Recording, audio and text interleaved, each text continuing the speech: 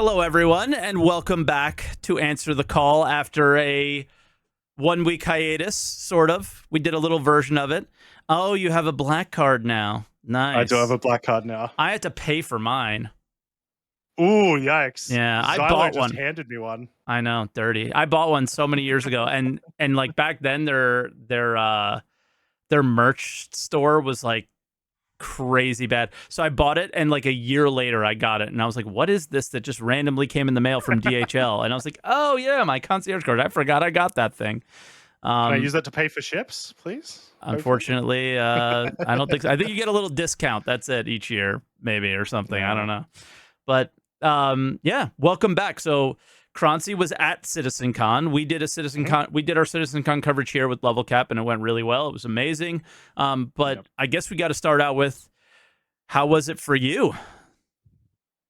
Really good, and also painful when Crucian kept on whacking my tattoo. Oh, nice. Over the course of the event. Yeah, it was insane. It was so cool. So it was my first Citizencon. It's also like my first convention that I've been to since like 2013. I haven't been to one for a while. So the entire atmosphere was super cool. Also, just like getting back into meeting a bunch of people during COVID was really good. Yeah. Yeah. Super cool experience. So many things happened over the course of the weekend. Really cool to meet a bunch of like the other creators and stuff, like getting to actually hang around and chat to like Morph and Astropub and like Red Monster and Herbazita. I mean, I could actually go on, but I'm not going to because there's too many Star Citizen creators. I know, we need to get rid of some, right? There's just too many. Yeah, let's get a cull going. But you were actually not able to see a lot of the event, right? Because you were shoutcasting for Atmo Esports. So how did that go? Was that fun? And just let us know how that went. Yeah, that was a super weird experience. Like casting to people live that are there, and you can actually hear them cheering for certain matchups and stuff. So that was really cool. I thought it would be more nerve-wracking than it was, but I think being a streamer gets you a bit used to like while you don't see the hundreds of people in front of you, you still kind of have like, well, there's hundreds of people responding to me. It's kind of like I'm talking to a crowd anyway. So it was surprisingly easy nerve-wise, but very hard to do live regardless and live react.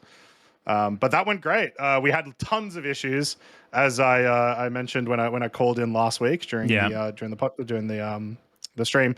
But in general, the entire weekend went great, and I have heard nothing but praise for the event from most people.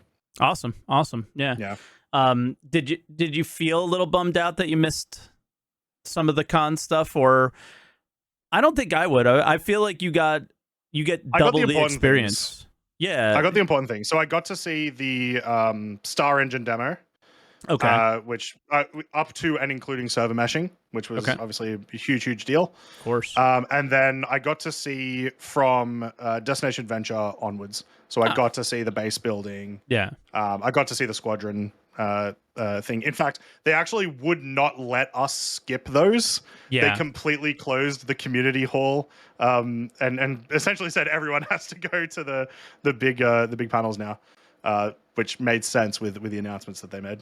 Yeah, exactly. So you got all the good stuff, and you also got to do some unique things that other people didn't get to do as well, right? So that's pretty cool. So I just that's awesome. I am definitely becoming like a bit of a homebody. So like I was super happy to just be home and watch the event in the way that I did. But I'll never forget the experiences that I've had at conventions and things like that. There's just something special about seeing people in person, and especially being a part of CIG things. Being behind the scenes a little bit is really fun, and all that stuff. So dude, I'm sure you had a really really great time. But I don't know, do you want to jump in and talk about some of the things? What were your favorites? What were your favorites of the? Because you've now also caught up with. Are you completely caught up with everything? As of today, I'm now caught up with everything. Okay, we finished all the panels. Yeah. So cool. Obviously, server meshing is displaying that working in a live environment, not our live environment, but in an actual demo. insanely cool. Very awesome to see that come through, because honestly, even up until the previous weekend, I was like, I still don't know if they're going to get server meshing working. Yeah. But they've got it, so awesome. Hell yeah, let's keep seeing that go forward, so we can actually get some more of these locations and these larger servers. For sure. So that was a big deal. Ship talk was kind of meh. But I'm not a huge, like, I love the RSI design that they're doing, but I just don't really like the Zeus that much, so I don't really care that much. Fair enough. And the Drake cutter is sure, it's another variant. I like the fact that variants exist, but it's also just not a ship I'm super excited for. Yeah. The base building, of course, because not just base building, but Mike crafting blueprints, making items and selling them. They finally talked about it. I'm so excited. Yeah. Not just crafting items. Really they mentioned crafting ships. Very sneakily said in space something. So maybe crafting some stations that everybody said, well, they said, Xylo said at a bar citizen in China that they're never going to do that. Well, I'll go with what Todd Pappy says over what anybody in community says. And that's not like knocking anybody in community. They're obviously got their needle on the thumb on what's going on, right? But something changed between then and now, clearly. And that's very exciting. I think that's what I took away from Citizencon the most, and that's what I liked the most, is that we really haven't had a lot of discussions on the design of the game. And how it will play. Like, we've had lots of discussions of they're purposely vague, and people are buying something that they don't really know what they're getting, and that creates situations where people get upset, and it doesn't really make a lot of sense. They sat down and said, these are things that we want to do, and a lot of those things were progression systems, reputation, building, crafting, and all that stuff, and they laid it all out. Every single panel mentioned reputation at some point. For the most part, everyone that made sense to mention it mentioned it. So that seems to be really an initiative. So for me, the whole 12 months or so is still something I'm always going to meme on, because it's CIG. Like, that's so silly for them to say, of course, and they did it again. So let's make fun of them for it, because they're still doing the same stupid things, right? And saying 12 months or so, when we know that probably won't happen. Now, if we get 50% of the stuff they showed at Citizencon, I will be significantly less upset than I've been over the years of this, their communication and failing to deliver on their communication. Easily, because they shared with me their intentions for the game. So now I get to go ahead and go, all right, no, you didn't get it yet, but I know where you want to go. It's been really hard to be somebody who follows the project and not really knowing if they were going to put a game in these environments that they created. Citizencons for years and years and years. Look at the pretty planets. Look at the pretty cities. Look at the pretty ships. But never really made it a point of, look at the cool gameplay experiences we want to bring you. Look at the tools we're going to give you to play in our sandbox.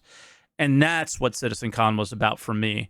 It was about the tools that we're going to interact with, the sand that we're going to make sand castles out of, and I can be more patient when I know where we're going, because it didn't seem like we were going in a direction I wanted us to for a long time. I think one of the biggest things that came out about the entire Citizencon that was really good. Also, just I didn't mention also the Squadron thing. Fantastic. Obviously. We'll get there. For sure. But in general, with the whole event, pretty much everything except for, I guess, technically ship talk, but it wouldn't make sense to be there. And the base building had in-game live demos or video of a recent build of everything working, essentially. Which not faked. Exactly. From what I've seen of previous Citizencons, that's really unique. And so shows a lot about the development stages of those sort of features. Obviously, some of those they've said they're going to try to get into Q4 this year, presumably 322. So it makes sense for that to be there. But that was a big takeaway for me. It's just like, hey, here's these features that hopium coming soon, Yeah, for sure. The fact that everything, and they were very comfortable with being like, it didn't have to be pretty. It didn't have to be perfect. It just we showed you exactly where we are right now.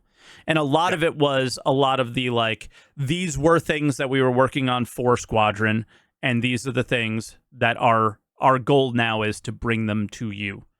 But again, that was last 2 hours of Citizencon. And that's where it's still like, I'm still very apprehensive of like, we're going to get all these things. It's going to be so incredible. Yeah, we will eventually, right? But I don't know if it's going to be, is 322 going to blow our minds? Is 323 going to blow our minds? Is 324 or whatever? And, before 4.0, who knows how many patches there'll be? Is that stuff going to blow our minds? I don't know. Like what happens now is we got this wealth of crazy visuals and information, but you're not going to get all the things that they're working on are going to be a slow drip to us over the next 12 months or so. Yeah. Right. So are we going to have a moment that we had at CitizenCon in a patch? Pyro is going to be, when you were jumping to Pyro, that's going to be that moment. When Squadron 42 releases, that's going to be a moment. But are we going to get base building, crafting, reputation, underground bunkers, and legendary armor in one patch? No. Of course not. Yeah, especially not the base building and crafting. That, like, of all of the things that got shown over the weekend, there is no way that that's done in a year. Yeah. No shot. So it's just like, why do they say that? And they were, and it's whatever, but I think that's the one that they were the most clear about too, is that we haven't even started it. Yeah. It was them very much laying out their design decisions around base building. Do you want to jump into that for a little bit? Because I was so happy with how they shared it. It's something we've talked about on this podcast for years before you got here. It's something we've talked about on the podcast since you've been here. Casual players or players in general need a place to chill and not feel like they're going to die. In Highsec systems, and they laid out, there's Highsec, there's Lowsec, and there's NoSec, or nullsec, or whatever, however they said it. They're invulnerable. Invulnerability was used, and that has never been something that they've used in Star Citizen, really. The idea was always, we're getting rid of armistice zones. Well, guess what? They just said they're not getting rid of armistice zones, right? And maybe the only place that there are none are on your bases. What did you think about that? Yeah, I think there's one important thing to remember about so I do like the different, I don't know what you call them, difficulty levels, I guess, security levels, whatever. Within high security, they do say the word invulnerable, but they do also say if you don't pay your taxes, you can lose it, right? Yes. So that there is still a good element there of, it's not like, once again, Star Wars Galaxies, where you just have hundreds upon hundreds of like locations that are completely derelict and no one's using them ever. Talk to me about this. Held. Talk to me about this. So, in Star Wars Galaxies, if you stop paying your subscription, that building stayed? That's my understanding, yeah. When my God, that's funny. I was very young when I played it, but that was my understanding. Yeah. And it must have been that way because you just went into these ghost cities that had clearly never been used ever. Yeah. And it was just building upon building upon building. So having the ability for that to naturally not happen is great. So big fan of them doing that for the high security. There's also, it seemed like there was the implication that you may still be able to infiltrate people. Like they're still so early on into the design doc that we're not 100% sure, but the implication was just that you wouldn't be able to ship assault those locations or anything like that. Destroy them. I don't know if there's you wouldn't be able to destroy them. So I don't know if there's the possibility of, I've snuck up on their ship and then I've been able to, get into their base that way and taken all their gear and stuff. Obviously, significantly harder way of doing things. Yeah. But if that was still a possibility, I'd be very happy. I'll give you before we move on, just because I have a really good example of what they want to do about the paying the taxes thing.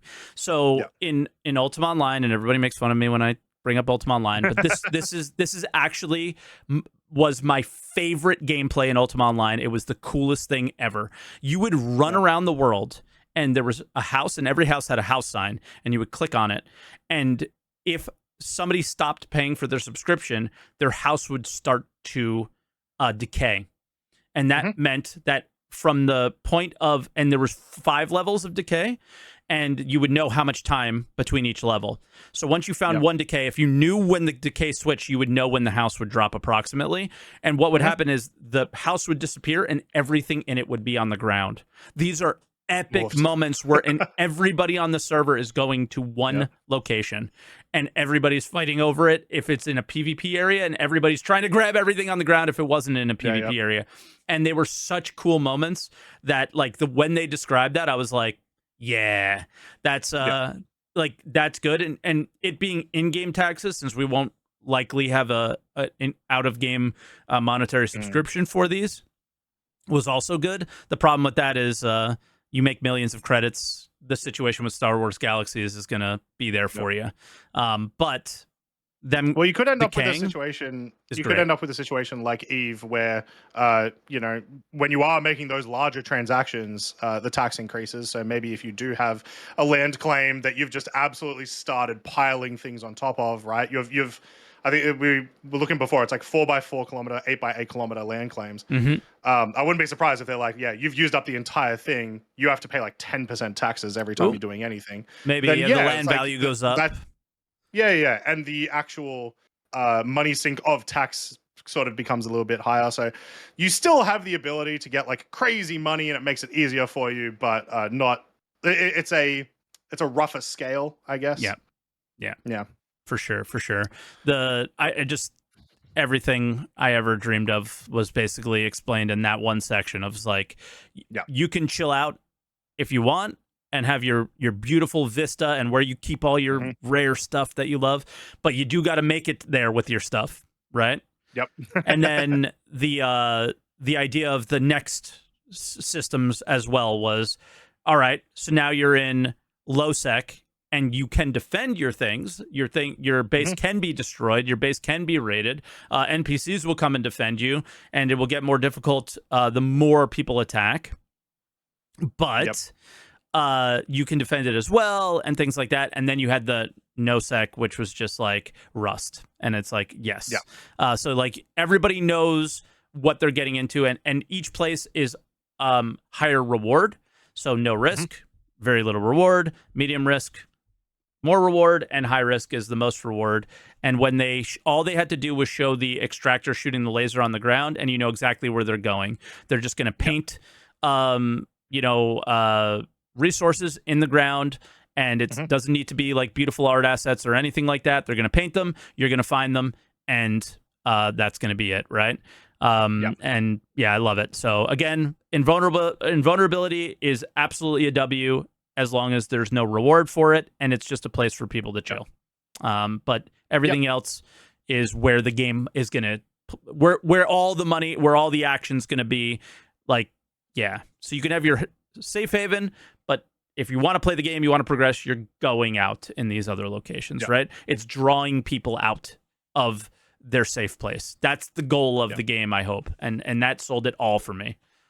Yeah, I think super huge deal as well when they were talking. It's a very small part of that presentation, but when they do talk about the blueprints, they talked about, you know, you'll be able to get blueprints from reputation rewards, rare spawns, the blue exploration, text, that sort of thing.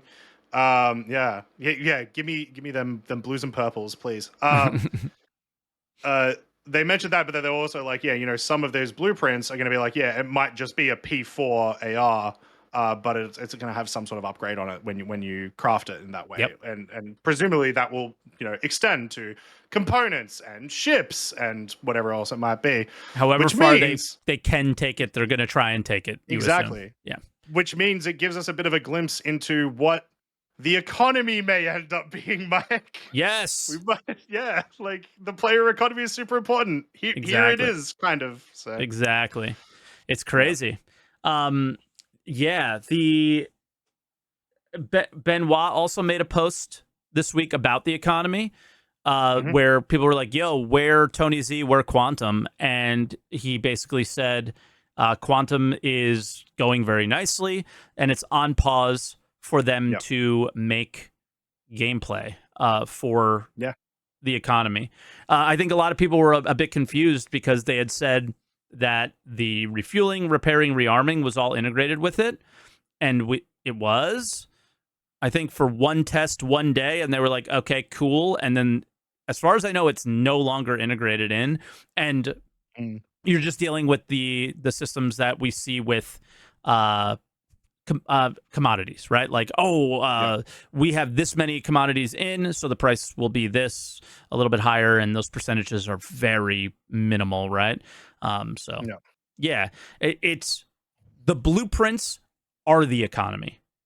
That's how I look at it. The blueprints determine what things are made of, how they're made, what the cost of them should be. Like, there's a base cost now for things, and then everything fluctuates from there, right? So that's what that meant to me. Was I saw economy when I saw that.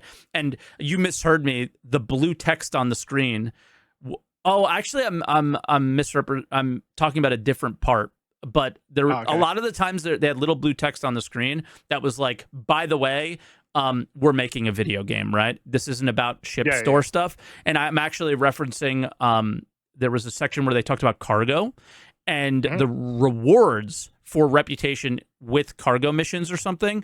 And in the blue text, it was like, oh, by the way, none of these things will be on the pledge store. All of these rewards are in game. And it was like, yo, like, it's crazy that you have to make that a point, but at the same time, I'm happy you did. They have to make the point because they did the F7C like 2 weeks ago, right? So exactly.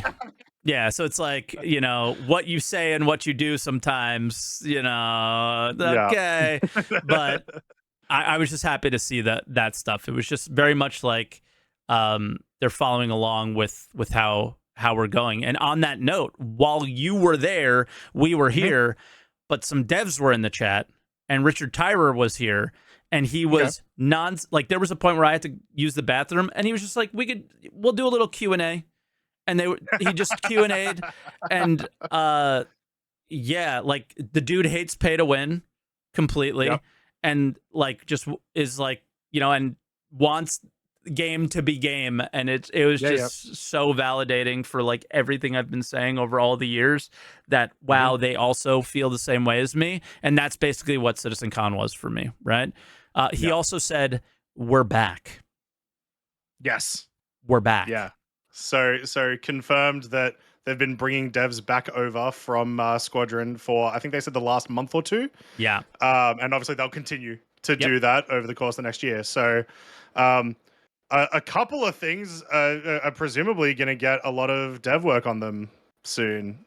So I don't know, Mike. Maybe we're wrong. Maybe everything's coming out in 3 months. Who knows? It's 3/22, baby. Let's go.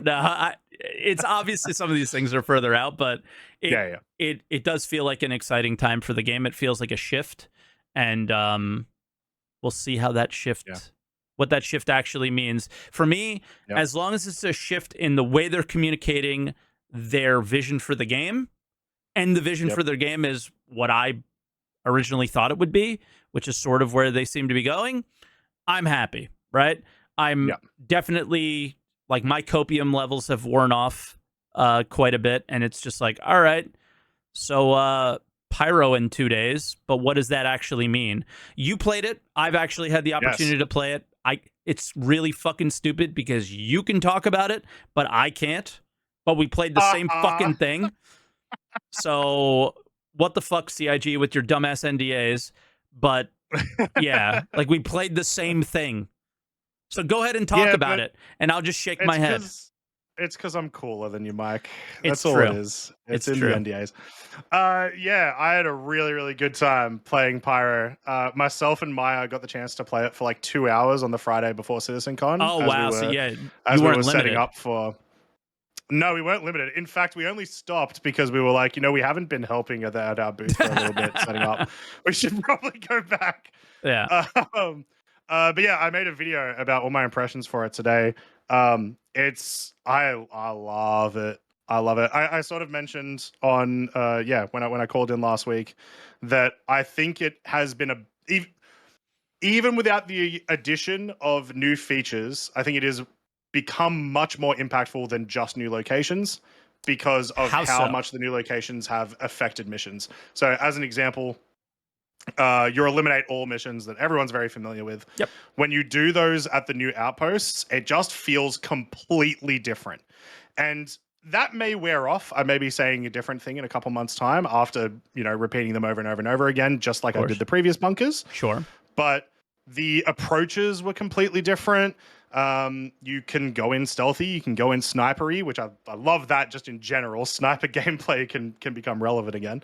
And then the fact that it was interacting with reputation, and you playing that game of like Civilians of Pyro versus really any of the gangs felt really cool. So, were you able to see your reputation go up for them? And was there any difference when you were did you actually see reputation be a factor?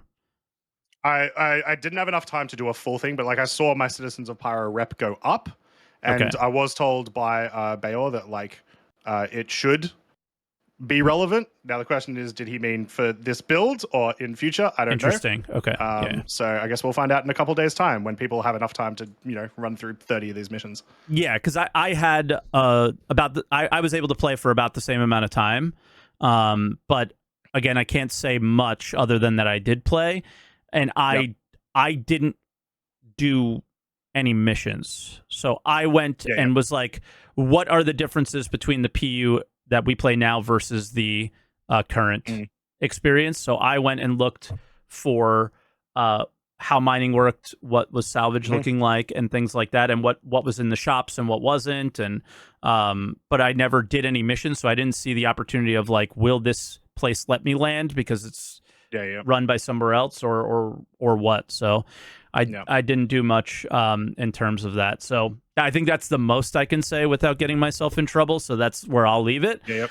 But the many people on the internet are telling me to apologize because we have Pyro, but I'm not going to apologize. I think everything that I spoke about was about 4.0 specifically. How I look at Pyro is right now it's a canvas to play a very similar game that we're playing right now. If we're doing it in the way that the preview thing will be doing it, what really matters to me personally is when what is drawing people who spend time in Stanton to Pyro? What is drawing people from Pyro to Stanton? How are those things interacting and intersecting, and how does all that work? Right. That's the meaning of having a second system to me.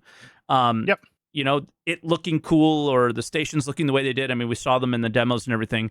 They're way larger. They're insane.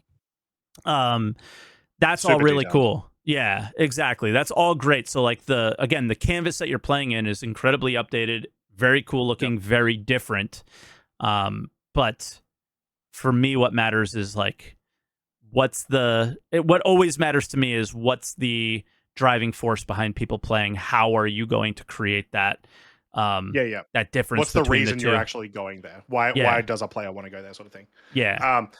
So we haven't really gotten that because I guess we won't get that really until we have both systems in the game, right? So I will say that Pyro feels incredibly unique, even through a gameplay perspective with the solar flares. So that's great. I think they did a fantastic job there. I don't know how they will recreate that sort of feeling in other systems. But I think it's fantastic. I'm really keen. I'm hoping I get invited to the Pyro thing because they that's all they've really said is they'll start inviting people from these different things, and it'll be gradual. Yeah, I think Evo's in, so I'm in. But I'm not Evo though. Yeah, I mean that's but so I think I'm in on day one, but it's even hard to say with that. I don't know if they made any official statements or not. Honestly, the way they described it is the most fair way to do it. Nobody complain. Nobody can complain if it's random, right? So if I don't get in because it's random, I don't get in. That sucks, right? Burks was straight up I'm just gonna use someone else's account. I don't care.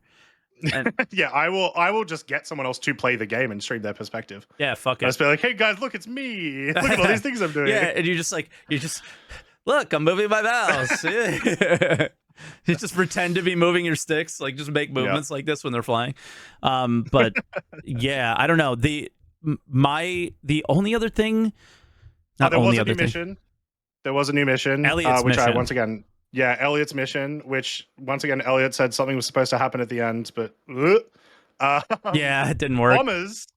Bombers have a thing to do now. There's a mission that you can do where you go and you destroy some like fuel reserves at the locations.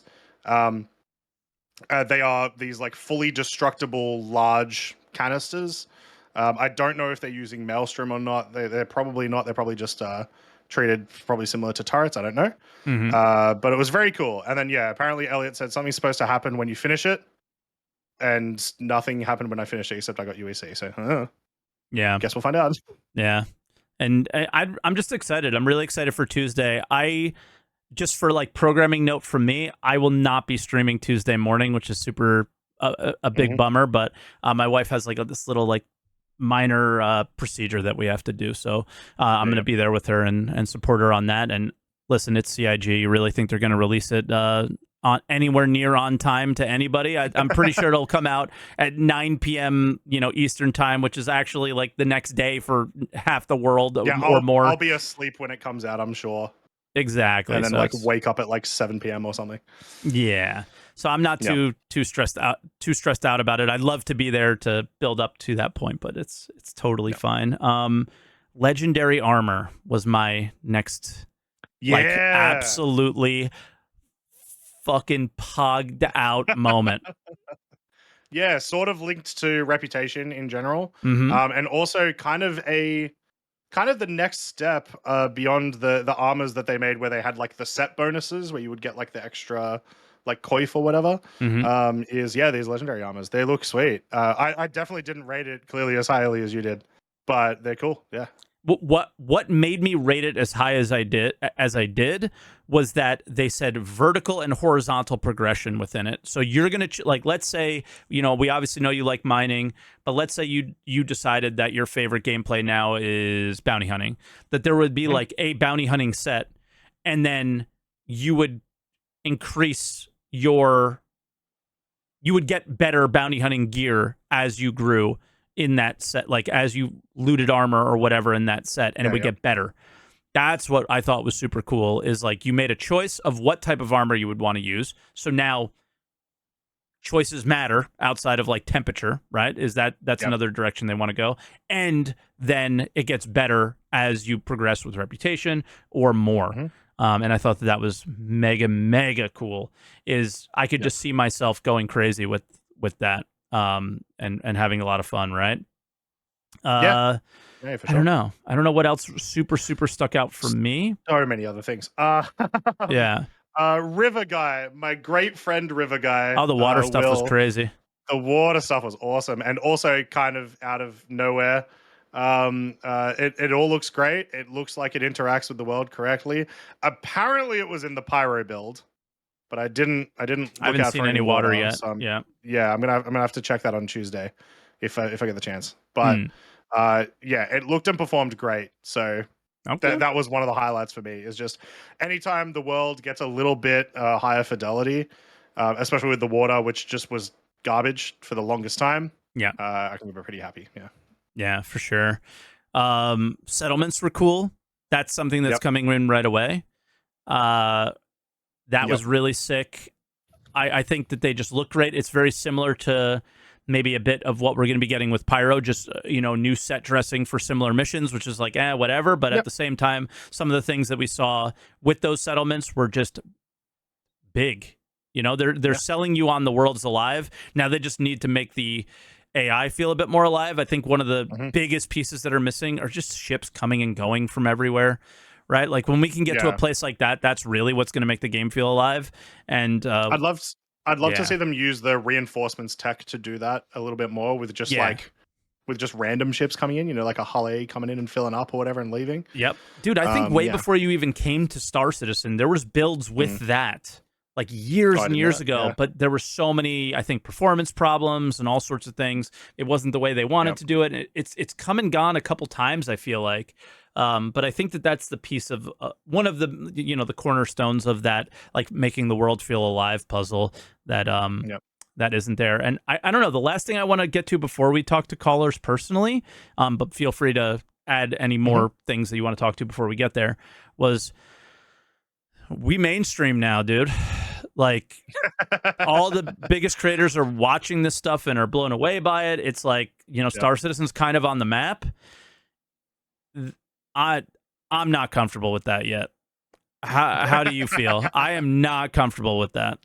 Well, I already don't like Asmongold, so that's fine. I don't really care about his opinion. But a bunch of other creators that I've seen who, have previously more just like not cared about Star Citizen have definitely been talking about it more recently.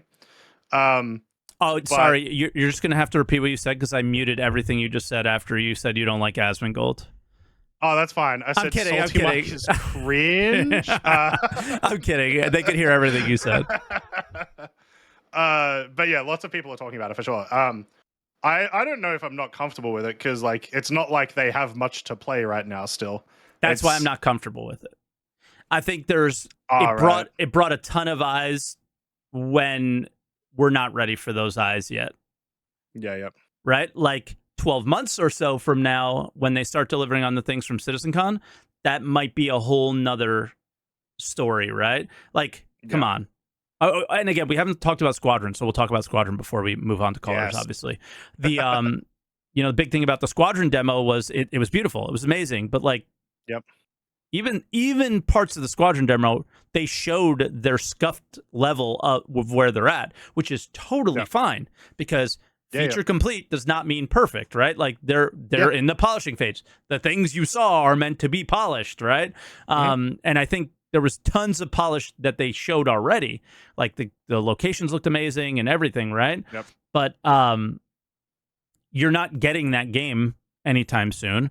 And the current PU is nothing like the maybe the smoothness or that even the engine demo showed, because even some of the coolest, most mind-blowing features are not in the demo. But I think the thing that people were most blown away by was the scale. That's there. You could do all that now, right? So it's I just have that dilemma in my head of like, are we ready for this? And I'm not so sure the game is just yet. Well, I guess we'll have to sort of come back in a couple weeks' time and see what the sort of like, because it's too early now. It's only been a week, but see what the like new player interaction has been with for us and for like other streamers and all that recently. Like literally watch the Reddit, see how many people come on there and like inevitably complain about new players and stuff. Because I don't know if it's going to translate to new players right now. Honestly, I'm not convinced of that yet. I think some people like look at the funding numbers and see how many new accounts and how much money they made. I haven't. I don't care, so I don't look at that. But there might be some idea of like, dude, CitizenCon happened and like spike kind of thing. But or whatever. But I don't know how much that exactly means. Yeah. I think I will say, as much as you don't like Asmon, I think he had the best take on it, which was impossible. He's never had a good take. Which is basically the like, I'll play it when the game comes out. I'll buy it when it comes out, and I'll try it then. And that was it. It was just like, sure, when it comes out, I'll try it. Like, this is all really cool. Left it at that. When it comes out, I'll play it, and that was it. And just moved on from there. Simple as that. No, that's a great take for sure. Yeah. I do want to say though, oh my god, I have never been more hyped for Squadron. Yes. Yeah. They showed gameplay and it looked fun, and they showed like narrative and it looked interesting, and all these they definitely have got me hooked directly into this game for the next couple of years. Which is really bad. It's not a good thing. But yeah, it was insanely good. I was so excited to watch that entire thing. Yeah. I think for me, it was like, all right, I kind of know what Squadron's going to be too. Is like, all right, we'll get a little ship combat. We'll get some cutscenes. We got some puzzles. It's going to be, just like a normal video game. And I'm going to play it, and then I'm going to put it down, and it's going to be okay. And it's going to be awesome, right? And that's it. And like, I think I reacted to Quinn watching it, Quinn69, and I think he had a really, good point is like none of this really matters if the story's not good. So they did show us some stuff, but we don't really know the story. I think a lot of people, there was some leaks like way a long time ago. Some people might know the story, but I don't. And it really comes down to that is how the story plays out, right? Because it looks like a pretty basic game in terms of what you do, but it looks beautiful, and then it's going to be like, is the story good, right? I think that's how the game's going to play out. For me, the thing that gives me the sort of edging on the side of like, it's probably going to be good is how great the cinematics were. Not just in like, this looks good, it's got lots of polygons, but also like how they were framed. And even just like the one interaction that we saw with it was like Mark Hamill talking to this one woman, and then this kid's like, oh, they're gonna get you, Blue, or whatever. Just these small interactions that looked like they would be very interesting to actually watch and listen to. So it has me on the good side for that. I would also hope the level of actor they have and the amount of time that they've had to mess around with the story and make it a bit more immersive, I would hope that would add to that as well. So hope so.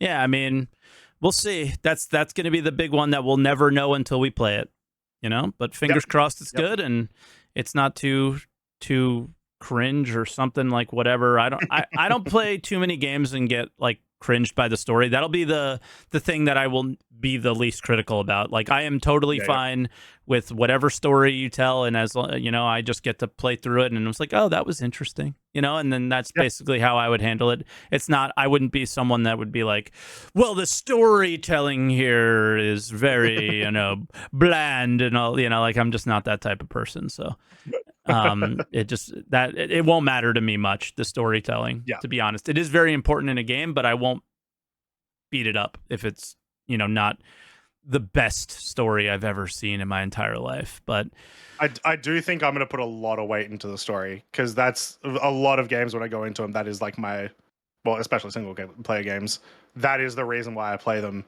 is because of the story. So if it is a bad story, that's when I'm going to be disappointed. I don't care how good the gameplay is going to be. So that's what I go into the games for too. But I just like, I'm totally fine being a fly on the wall for the story and just experiencing it. And if I haven't really had like I guess Mass Effect 3 was the last one that I was like, really, that's how it ends? Was probably the last one that really bothered me, because I maybe just put so much time into it. The best single player game in my mind that displays just how much a good storyline can overcome absolute garbage gameplay is Spec Ops: The Line. Okay. Heavily recommend to anyone who hasn't played it. It plays like a COD clone, but the story is just so in depth and insane and awesome, and absolutely fantastic. So that's where I'm coming from, is that's why that's so impactful to me. Gotcha. But now, ladies and gentlemen, this is a call-in show, and we have so many callers waiting already and have been waiting for hours. I actually closed the green room because there's no point in even having people wait, because there's no way we're going to get to them. So our first caller, who's been our regular first caller now for a while, is Space Monkey Business. Can you hear me? Monkey. I heard him for a second. Oh, wait. He's muting the stream.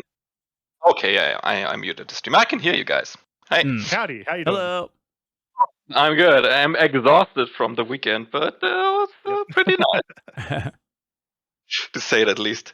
I don't need to know how you're, I don't need to ask how you are doing, because obviously you're doing good. Yeah. We're pretty happy.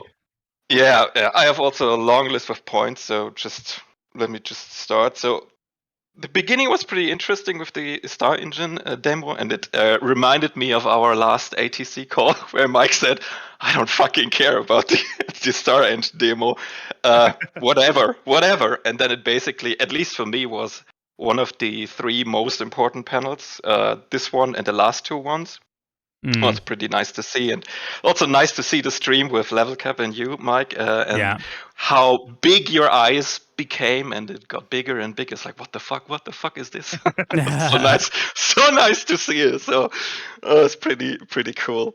I also like the Mike and Bone memes all over Reddit, so it's pretty entertaining as well. There were a lot of memes of me crying. Yeah, that's a lot of memes. Pretty nice. You even made it into the GameStar comment section on one of the articles about the event. It was like, what the fuck? Yeah, that's pretty cool. Yeah. Love it. What else? CIG is now an engine developer. Pretty interesting as well. I don't know if they can sell it because they have to prove that the game works at the beginning, but afterwards, maybe.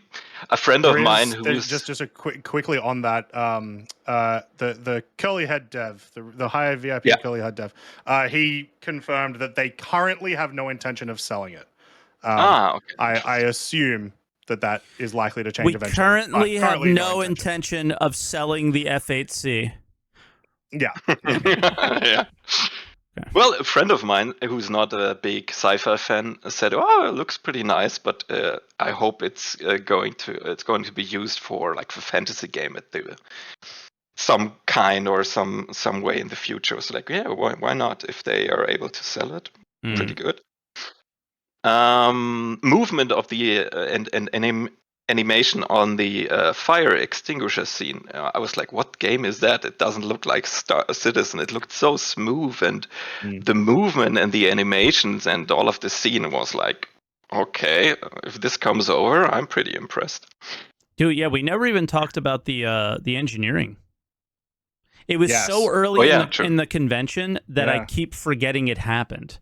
And it's such a lot of stuff. It's such a big deal. Like everything around that is actually so impactful. Everybody was rip bozoing in chat with like rip bozo, solo C2, rip bozo, solo hull C, and all that stuff. And everybody was like cheering at the fact that these huge ships are going to now need to be crewed. And I don't think that's necessarily true. I think that's really only going to be an issue if like random things, you're shot up by an NPC or something like that. But I thought that it goes a lot to making that happen, though. Of course. Yeah, it also depends on in which gameplay scenarios you find yourself in. If all of a sudden a fire breaks out and you need to extinguish it while steering your spaceship, then it could be interesting, and it could be pretty difficult if you do it solo. So let's see. I would love to have seen more about the scanning stuff, because the UI stuff looked pretty good. And the most important thing about the UI stuff was the information that if you collect the data, you could sell it afterwards, which led to my thought, then there must be some kind of marketplace for data where you cannot only sell at some point your possessions, your items, but also your data. So that would be pretty interesting to have that. Yep. Oh, that was that was a super big deal, and especially the fact that it had information on it, right? Yes. Yep. Like that's crazy big. I think I had a lot of arguments with chat about it, actually, of like what sort of information should be included and what sort of information should not be included on there. And I was just obsessing over the fact that we would have the ability to say, like, this has this much quantanium in it, this much mass, this is how much it's worth. You want to buy it for this? Go for it, and that's what I was pretty hyped about. And it just didn't happen. And Croncy, well, it didn't happen yet. I got you. Yeah. Go on, Croncy. Sorry. I was just gonna say, Mike, you've ruined my view. I know. Okay. I'm trying to fix it, just because what I'm trying to do is bring up video for us when we're talking about certain things. All right, I ruined it for a second. It's going to come back. I just don't know why it's ruined. Yeah, we didn't talk about the star map very much. I get your take on it first, Space Monkey Business, because you're our caller. What do you think of the star map and the local map? I mean, the local map was pretty interesting and pretty impressive. So it used the actual map, the actual assets, and rendered it differently, showed all the information, was also used for the engineering stuff, where you could see how the doors open and the component parts open. It was pretty cool, pretty impressive. Yep. The star map itself, yeah, it was nice, but it wasn't more than just a maybe quality of life and a visual update, which was definitely needed for sure. Yes. The one thing I wanted to see that they didn't show was how you handle, because it is actually a problem when you have a lot of people on one spot and you want to QT to that spot and you cannot handle it because you cannot select one of these people out of this bulk. So I was pretty fucked up at the moment. But you could do it through the list mode. Okay, yeah. Well, if this works, then that's pretty nice. Yeah, if it works. Scammed. Yeah. Well, that's all about I have about the UI stuff. It was good. It was nice. Yeah. Yeah, I was a big fan of everything map wise, although I do think the wider map, the like actual star map stuff, they definitely need to give it a couple of passes through in but like the actual visuals, because we're seeing a lot of situations where like it's kind of hard to see through the planet because they've got the grid there. It's not great on the eyes, but other than that, I love it. I think it's a lot easier to use. That's what I was most disappointed about, and that was the only like Starfield comparison that I made. I was like, I loved that you could see all the color of the planets in the Starfield star map that they used, and that would be my only thing I would take over from there. And by the way, I tried to get everything. I realized I wasn't as prepared. I think some crazy things popped up on the screen, so I apologize for that. But I thought I was prepped, and I wasn't. It was still some leftover stuff from last week that are all screwed up that I thought I was ready for. So next week, be prepared for a very fancy answer to the call, because I have all the steps now to be fancy. I just didn't do them right today. But look, Mike, it's always a fancy answer the call as long as you rock up every week. All right. True. I'm very fancy. That's how I've been described. Yes, very fancy. What else did we have? Progression and crafting was amazing. I was like, oh my god! Finally, we saw some glimpses of that. Even if with the base building, most of the stuff, I thought base building, if they started now, in 2 years. But let's see how. Maybe they start with something very small. But I think it's still a time off until we see it. I think the biggest thing is it feels like such a hurdle with the tech that they've got. Because it feels like it's such a strange when you've got servers that are instanced, or you've got servers where they just don't care if people are just everywhere. It just, with persistence, it feels stranger. Like for crafting? Having a location. No. Just having all the bases located on planets and stuff. Yeah. Because even if we do have 4x4 and 8x8 like land claims on larger servers like US, EU, I feel like you're just going to have like the entire green zone of Microtech. Every single place you look, you're going to see a base. Like every 4 kilometers, you're going to see a base. You know what I mean? And that, I feel like, is something that they probably will have to overcome, because it's going to be, well, it's not going to be in Star Citizen Hopium standards. It's going to be less than, you know? Yeah, but maybe they don't allow the settlements on all of the surface, but just specific areas. Maybe that's the case. Because they still own Microtech still owns the planet. So I did go back and I watched the original pitch of base building, and I reacted to it on the React channel. It's a thumbnail. It's just like base building or something like that. But we watched the 2017 Citizencon demo of the Pioneer, and they went through their original design of it, and you will be buying these land claims from the UEE, is what they said back then. Who knows if that's still the case, or if you're just going to plop down and be like, this is mine, I'm American, and it's like, I don't know if we're going to, really RP America, or are we going to RP, you know, the UEE? So we'll have to see. Well, they said oil drill. They said oil drills. So I think we are RPing as the Americans. And they did say like the frontier times of the US and things like that. But I don't know how much we're going to really do that if that's still the case. So if we're buying it from the UEE, they might create some buffers, right? And they might not. So it's hard. That's what's super hard to say. The other thing is they were like, we don't know. We still need to see about PES and how, you know, server architecture and how we want to deal with all these things. So there's still so much up in the air with that. I mean, to be honest, I'm not even going to be paying it.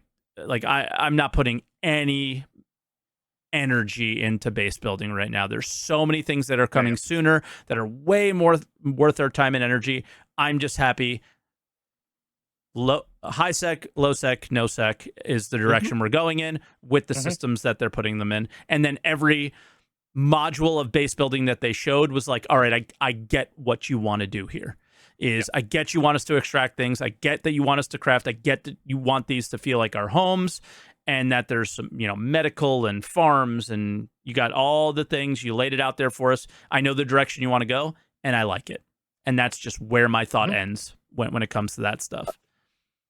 I also like the implication of them making a difference between Highsec, Lowsec, and then the NoSec stuff, because it means, okay, we know that there are different player types, and we know that they want to play that game differently, and we want to cater to all of them, which is pretty interesting. And but it's not even just catering to all of them. It's like when you hit the point where like you've done everything in Highsec, and it's like, all right, well, is it time for me to venture out? Is it time for me to take the risk? Those are the things that entice you to do so, hopefully. Right? Because I've, you know, play a game Albion Online. I play it on my phone a lot, and I just stay in the Highsec places. I can't be PvP'd. Yep. I gather the most basic stuff, and I just kill some time whenever I have it, right? Like, I got a really long train ride coming up. That's what I'm going to be doing. And because I can't PvP on my phone, it's going to be a mess. So I just don't bother with it. But if I was on my computer, sometimes I venture out into yellow zones, and then red zones and black zones. Like, they have 4 different ones. But that's sort of what I'd like to see is you get that little enticement to get out of your comfort zone, right? And see what happens. And that's what I hope happens. Also to interact with those other players who do want to be in those zones. So, like, as an example, maybe you are a player that doesn't want to leave Microtech ever. You want to sit there in your high security planet, presumably high security planet, with your base. You're going to have lots of problems trying to get the really rare materials for the best blueprints, presumably. So you're going to have to buy them off the market, and you're going to make less money. You're going to either have to buy them off the market. You're going to have to make deals with people who are a couple of systems over in the like 0 security place, who are able to get those materials easily, which is awesome because once again, your economy is MMO, and this is the sort of leading feature for that. Yeah, they're showing us their cards, and they got a nice hand right now. But Space, you're the first caller of many, so let's start wrapping it up. What were your final feelings this week? Let's wrap it up with the Squadron 42 stuff. Sure. I had 2 cringe moments in that demo. It was right at the beginning, and you remember these very nice music at the start where the Scottish instrument, the bagpipes, the bagpipes, exactly, and then it switched over to this, I don't know, 90s Zelda music, 8-bit. Was like, what? That doesn't fit at all. What it is did this? Though? Did you ever play Wing Commander? It was Wing Commander. It was the theme of Wing Commander. Someone was also saying that to me today, but like, it fits. It just might be a little jarring just because it was an Easter egg for the old farts like me. Yeah. Okay. But there's also another Easter egg. The conductor at the beginning of the demo wasn't it also in the Origin trailer for Wing Commander at the beginning? This opening stuff. Are you talking about the one from the Star Engine trailer? Yeah. That is Pedro. That is confirmed. No. Pedro. No, the scene, which is actually a scene from Wing Commander at the beginning, from where it was Origin. They had also like a conductor. You have to search it up. I found a video. Yes. Yeah. Yeah, you're right. Okay. Now I know what you're talking about. Yep. Yeah, it is. Yeah. I don't. I'm not 87 like these guys. Yeah, sorry. Got some gray in my Well, beard. I can send it to you later if I find Yeah, it, do Croncy. it. So. Do it. Send it to me. 100%. And the dialogue was also pretty cringe because when the lady Scully and the player talked, she was like, "Have you ever seen the F8 close?" Oh, And then they started with the I wanted maneuvering to- thrusters. Like, what is this marketing? Come on! What is this? I didn't hear it during the initial demo because I was still kind of. I think I had to explain to people a little bit at the time that like they were debuting the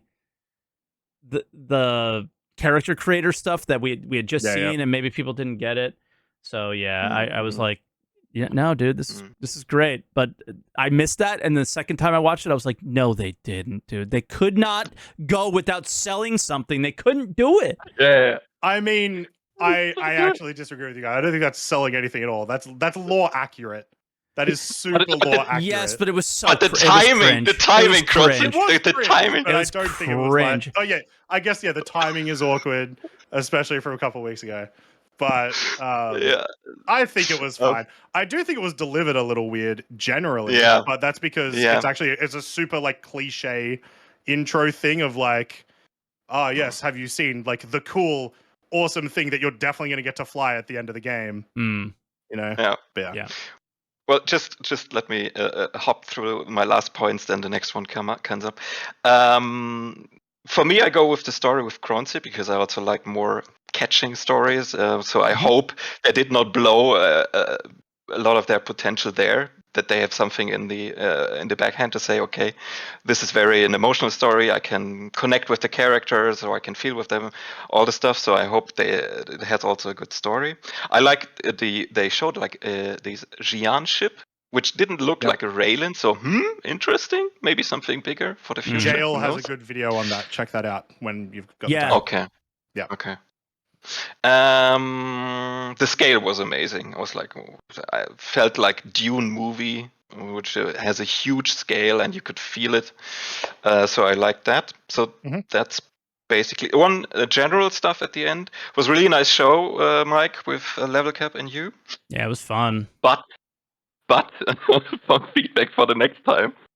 Your Discord timing or the tick timer was basically very low. So if you go like, what is it, 30 minutes? If you are in the queue for the caller waiting, I got kicked out two times. And the second time was on the second day where I was in the queue for 12 hours. I was like, fuck, I missed it.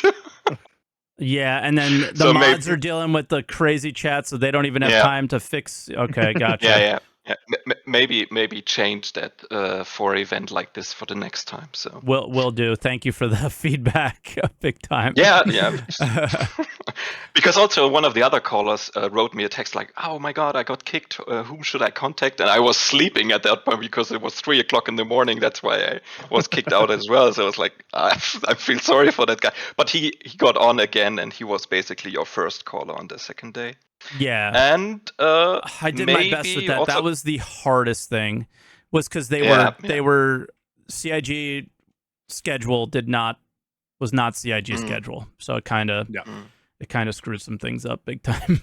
But yeah. And the last point, which is also like a feedback for the next time, maybe if you do the caller stuff again, maybe just plan an hour before the second day or before something else happened to get maybe the opinions of the caller, because there were a lot of people in the queue and also felt bad for them. Not bad for me because I know that I can show up here and talk to you again, but maybe the others.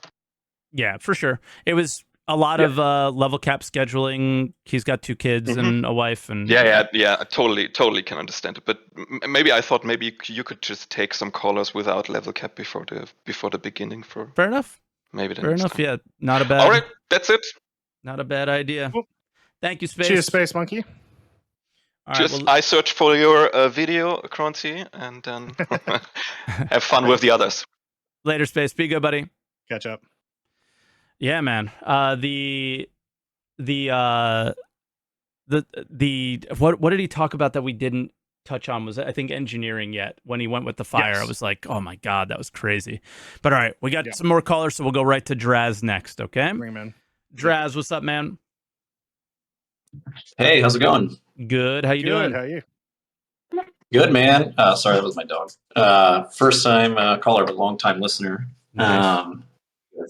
Like to treat this as a radio show, which is basically, I guess. Yeah. But yeah, so I was listening to your stream the other day, Mike, and I was like, he's like, hey, I'm from Jersey. I'm 5'8", and I live in Florida. And I'm like, fuck, that's all me. Oh, really? Yeah, we're the same person. Awesome. Off you go. Yeah. New host. Yeah.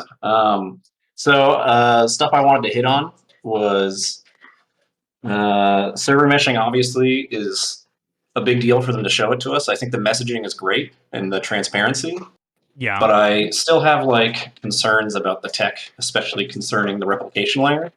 Mm-hmm. Because it just kind of seems like everything relies on the replication layer being like there, and if it crashes, we don't know what happens. We don't know if they can recover it or anything. So no.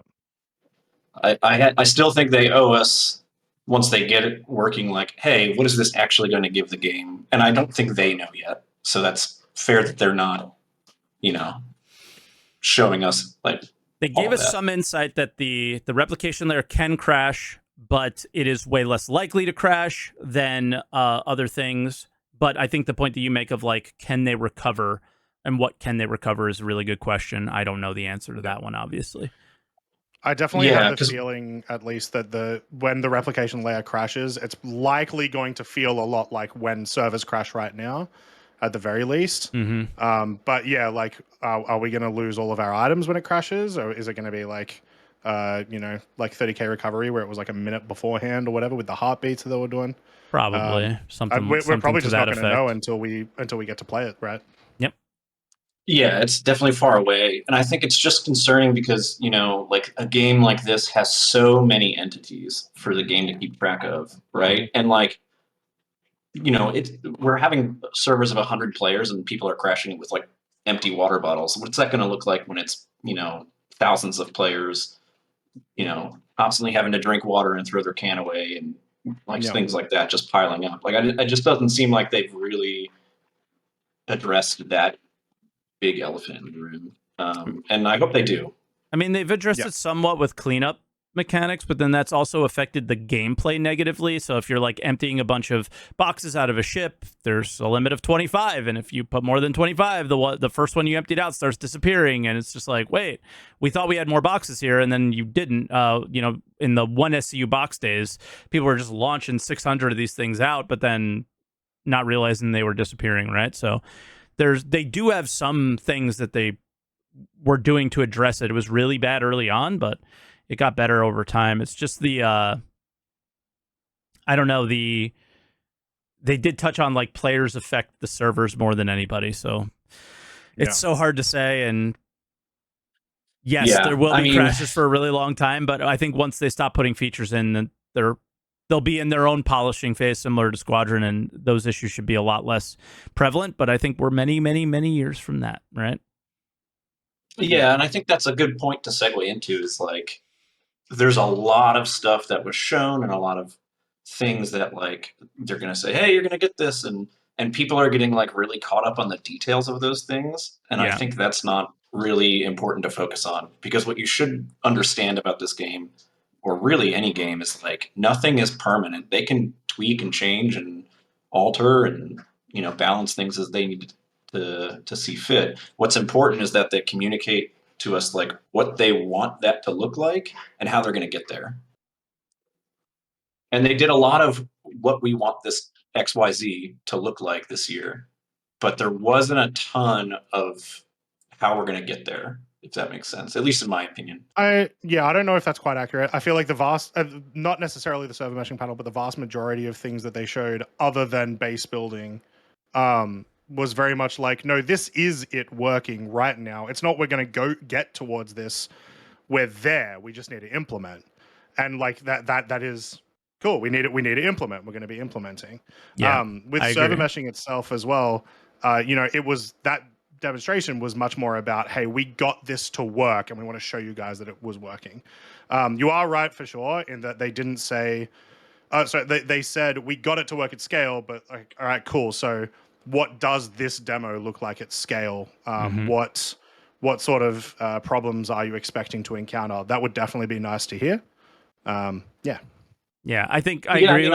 I agree with that. It's just we skipped all of the initial ISCs of this is what we hope to have or whatever, and they literally showed you what they had. I mean, I think the FPS demo of looting and everything was they showed you what work they did in Squadron again, and it's just a matter of implementing it again. Same thing last year. If it was just a matter of implementing it, didn't happen. So it might be a little bit more of a difficult process than what they make it seem like, but the R&D was done, the polishing was done, the way it looks is done. So a lot of the steps that what we would normally watch them do, we don't have to. So that's always good. You know? Yeah, I mean, there's a lot of proof of concept, right? What I mean by like plans on stuff is like take ships for example. Like, okay, you showed us atmospheric flight, and it looks, you know, like you said, pretty much like, yep, this is it. This is what it's going to be. We may tweak it a little bit, but we proved that we can do it. It's working in the engine. But now, okay, now what's your plan to bring every ship to that, right? And that's where their communication breaks down. It's we can show you what we want this to be. We can show you where we have it right now, but we're not. They don't communicate what that road looks like, other than some like really ambiguous roadmap that no one even really cares about anymore. Because it doesn't show any detail. Yeah, in that example, I don't think they need to show that much detail, because what does that look like, right? That looks like, well, our plan is we're going to be bringing it to the other ships. That's right. All right. So get more detail than that. All right. So we're going to be doing this ship, this ship, this ship in this row. I don't think they need to tell us that at a Citizencon. I do think they should tell us that throughout the year, maybe in an ISE or a I do agree. A monthly report or something. But for Citizencon, I think it's perfectly fine to not go that. And they only have so much time to talk about stuff too. You know, it's a big con, and they couldn't even keep it on timeline with what they have already. So I get that. I'm just saying, like, messaging wise, like they have a lot of ground to cover still with communication throughout the year. And I mean, everybody can probably agree that this year, like, communication was, you know, terrible about that stuff throughout the year. So I'm hoping that's where they improve. Like they gave us the baseline. I want to see them like expand on that stuff. Especially when you consider things like ships are what people actually spend money on, right? And so, you know, if you have someone like me, I backed in 2012 on the Kickstarter, and like I've had a freelancer the whole time, and it's like the way this game is moving, that ship is like gonna start becoming obsolete if they don't go back and retrofit it. Right? I mean, look at the Zeus versus the Constellation now. You're just like, why would I ever use a Connie? That did get that specific example did get elaborated on. Essentially, the Zeus has been designed with the new resource management system in mind, whereas no other ship has. So they'll be bringing it up to standard. So now we go from gold standard to diamond standard or something. I don't know. Yeah, but I'm even talking. Just like they're basically the same ship. Like not even just the components that are on it. Like that's what that discussion was about. It was like they're very much in the same class. It feels like it was just weird. That whole thing was just weird to me. I was like, I don't get this as much. Are they gonna have to do a Connie Mark? I don't even know what mark we're on that one, because they did a few of them. That was like the one they've done a lot of different versions of. But it feels like Connie needs a complete overhaul. And then that's why I mentioned the freelancer. It feels the same. Yeah, for like exactly where I was going to go. The ship's already done a rework, and the freelancer's going to have to go through the same process, I feel like. Yeah, I don't know if I agree that Connie is the same as the Zeus. The same amount of turrets, same amount of cargo, the size of guns, the same amount of cargo can be relevant. The fact that you have a whole snubcraft in the Connie is a huge deal. It's just no one uses it, because there's no reason to at the moment, which goes into all of the other times around you say, hey, there's no reasons. But I would say I personally think they are different enough to be relevant, but you wouldn't want to go much closer. I think they're going to redo the Connie completely, because the Zeus just shows. I don't see any other option. Yeah, exactly. For me, the Zeus shows that all of the work done over the last few years have just passed by a lot of the older ships, and it's just going to need to. I don't know if it's gonna end up looking like another Dorito or whatever. Like you don't have to completely redesign the way it looks, but it does need to be brought up to the current standards, and that's going to be a lot more work than everything else. I think they just mostly have to redo interiors. Yeah, I think they need to redo exterior a bit as well, but yeah, I think it's going to get bigger. Yeah. That's all I would say. It kind of makes sense for it to get a bit bigger, but yeah, who knows? I don't know. Is there anything else you want to talk about? Because again, we have. Yeah, I'm always the guy who's kicking everyone off the call. So I get to be the nice guy. I won't keep it too long. Okay. I want to talk about engineering. So for a little background, I'm in the Air Force, and my job used to be aerial gunner on AC-130s, which is pretty much exactly what engineering gameplay is going to look like in this game. Okay. And so let me tell you from like real world from real world perspective, like they are smashing it with the level of interactivity you have with each system. I mean, obviously real life is a lot more analog. You're not like looking on a monitor to see what's wrong with the airplane, but it's okay. Hey, this system went offline. Let's start troubleshooting. Is it a relay? I mean, I've literally had to like smash relays with a hammer so that they start working again because there's like, there's buildup on it and it's not moving. So like, yeah, this like whole concept of you're going to have guys in the back of the ship to fix these systems and keep the system running is great. And I think it's to kind of go back to the ship end of things. Like, I think it's going to start delineating things a lot more. Like right now, if you want a cargo haul as a single player, there's no reason for you not to just use the C2, right? Yep. It's huge, but you're not getting any penalties for that. Exactly. Whereas I think engineering kind of now it's like, okay, now there's a reason to go use like your freelancers or your, even your constellations if you want to do that. But yep. And I think that brings in like even the cargo missions that they said, like all we need are cargo missions to really be like, all right, man, I'm going to get paid this much for 100 SCU. So I'm just going to take my freelancer max. I don't need this huge ship anymore. So you tie the two together of like, I don't want all the extra friction of having to fly this huge ship. I'm going to take my ship that has the appropriate amount of cargo for the appropriate job that I'm taking. Right. And then it's just like, yay. It just all starts making sense. Mm-hmm. Yeah. So that's really like, it's promising is all I'm going to end that on. But, yeah, I mean, there's so much to talk about. I don't want to waste too much of your time. So thank you guys. We have all year.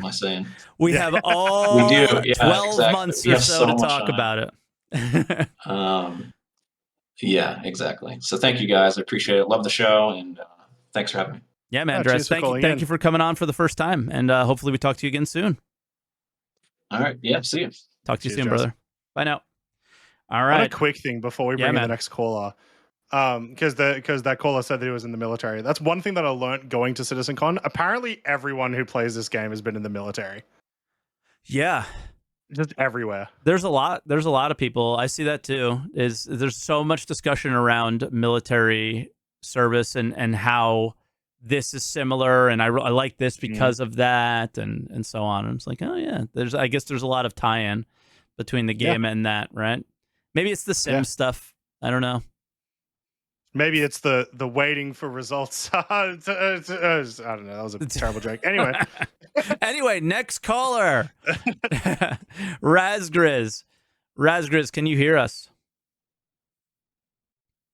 Razgriz going once. Yes. Can you hear me? I hear you. Howdy, Raz. How you doing? I'm good. Why did you change your name? Oh, you see that? I had to change my name.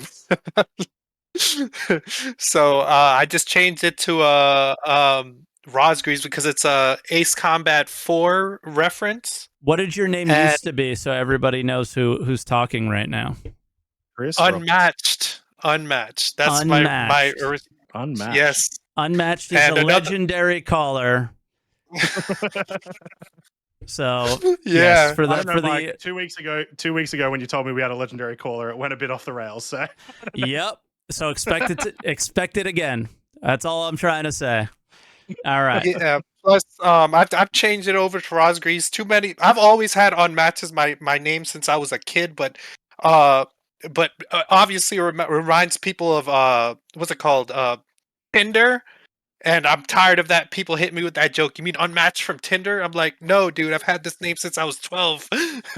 So I just I use Rosgrees now. So Okay. yeah. Um.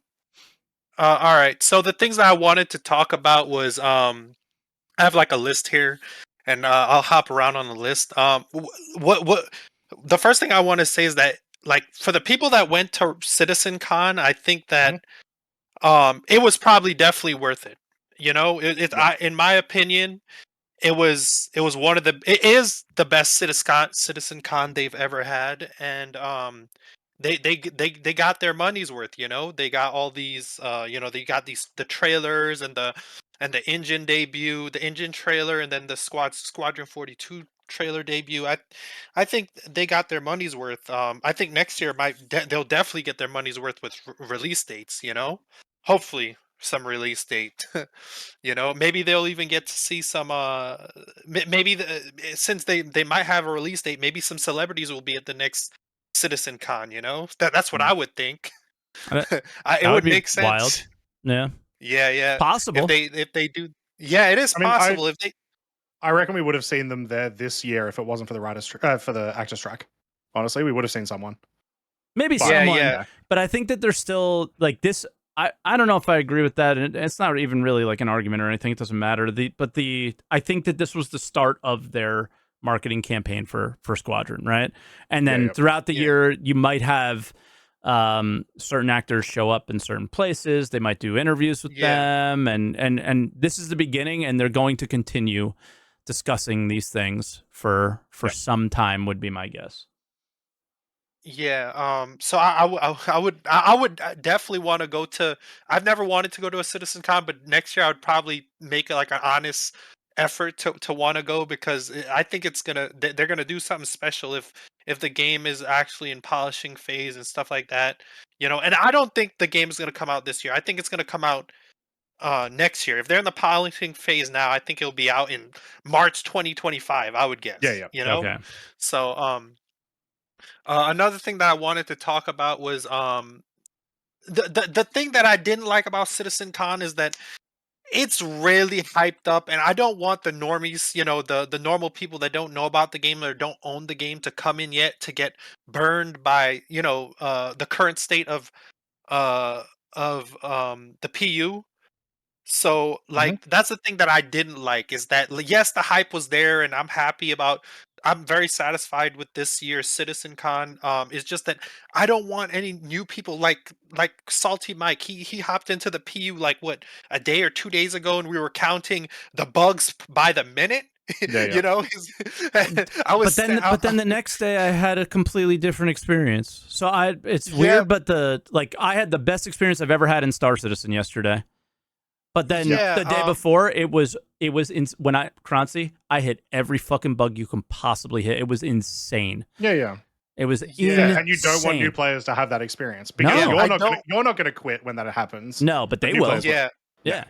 Yeah, these people they won't understand that this game is far from not ready, you know. And I Yeah. would hate to be like an 18-year-old that has $60 in his bank account, and you spent your $40 to get here, and you can't play the game, you know. That's Yeah. what I think about when I say I don't want the game to be hyped up when nothing's not ready yet, you know. I'm saying even though I was very satisfied about CitizenCon, I've been in this community since 2015, and I know what to expect. I know not to read too much into what Chris Roberts says, you know what I'm saying? You know, uh another thing is I wanted to talk about was something that you brought up earlier, Salty. You were talking about do people deserve a place to chill in the universe? And I agree with that. I do think that everybody deserves a place to hang out in the universe and not have to worry about anything. To call That is home. because yeah, exactly. That's because I've had experience with this when I played Eve. Eve, Mhm. you can't put on any of your flashy stuff. Yep. You always have to be wary. Even if you're mining in Highsec, you have to be wary. I've had my Hulk blown up many times in Highsec because I went AFK and came back, and some idiot with his group of friends came and blew me up. You know what I'm saying? Yep. Um. So Yeah, yes, I do.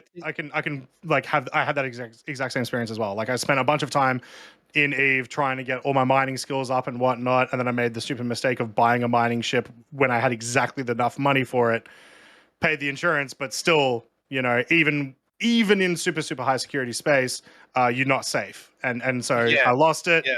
and then I was back to square one with like no money. Yes. Yeah. And I say that as somebody that's a PvPer. I was a Yeah. hardcore PvPer in World of Warcraft, and I flew carriers out in NoSec in Eve Online Mhm. for a little bit. But I do think that people deserve a place that they could just chill and not have to worry about anything. Sounds like that'll be Going our back home. We'll see. yeah, Yep. yeah.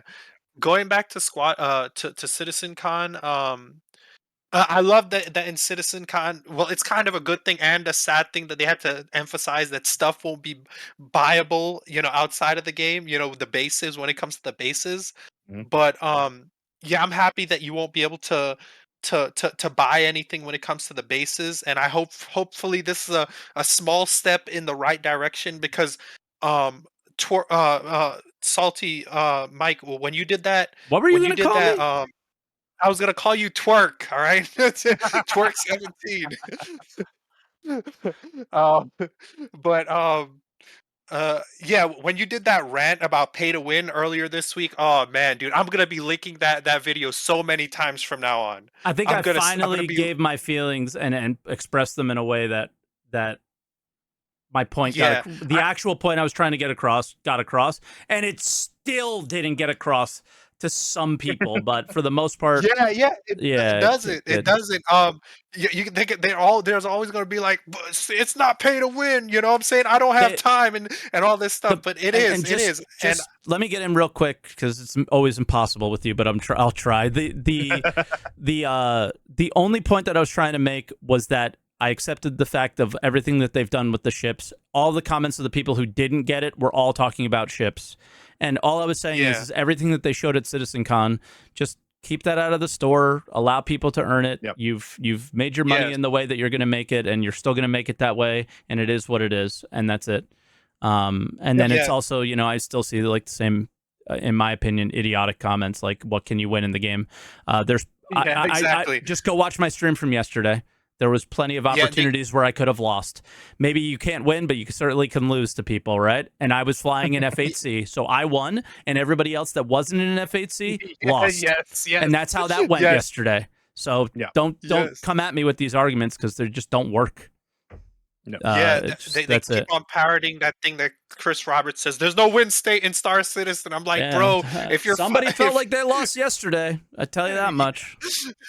yeah, yeah, so I like that they're not going to be selling the bases. That's a good thing in step in the right directions. I love the legendary armor stuff cuz it'll give progression to the game. We need progression in the game, especially that they sell ships, you know what I'm saying? If Mhm. people have to have a reason to play, have to have something to look forward to. One thing that you've said in the past, Salty Mike, you'll know a game is good when you're going to bed at night thinking about it. You know what I'm saying? Exactly. Yeah. And yeah, Me and if you're not Unmatched like the same types of game. Like we've always talked about the games that we used to play versus the games that yeah, that we're excited for in the future. And you and I are on the same page with that. But I wanted to jump in and be like, all right, start wrapping it up, so we can get yeah. to the next one because All right, you all right. go and you I'll get go. to my last thing. Your The Energizer last Bunny. thing. Yeah, the last thing that I wanted to talk about, the final thing that I wanted to talk about was the Squadron 42 gameplay.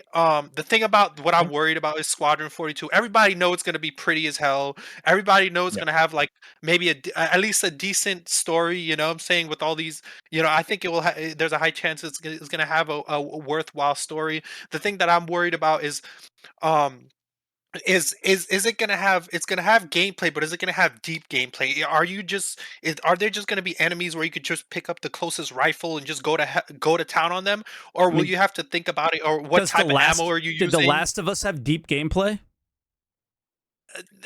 I think a lot of the deep gameplay is going to come from some of the like puzzles and stuff that they're making, right? And I think that's the otherwise, yeah, you're mostly just going to be doing regular FPS combat, which they have added a lot to make it a little bit better. But and then like, you know, regular flight combat.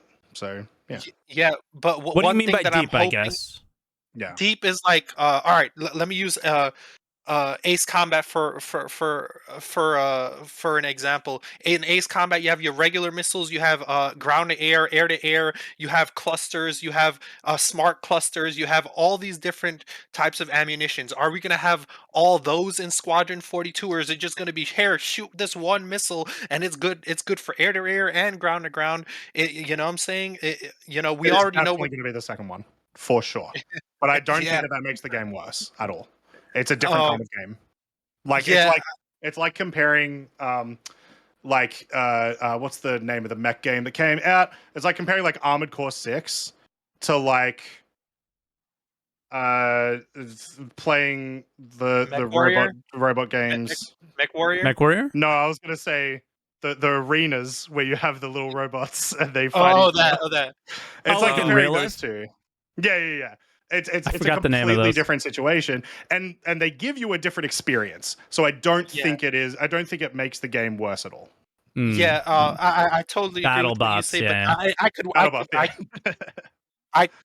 wish, I could hope, like, you know, maybe you have different, you know, as I said before, with the Ace Combats have different types of ammunition. Maybe you have like in something like in where they have like in Eve, for an example, you have kinetic, thermal, and kinetic, thermal, and electronic types of damage, maybe. But I just hope for a slightly deeper gameplay.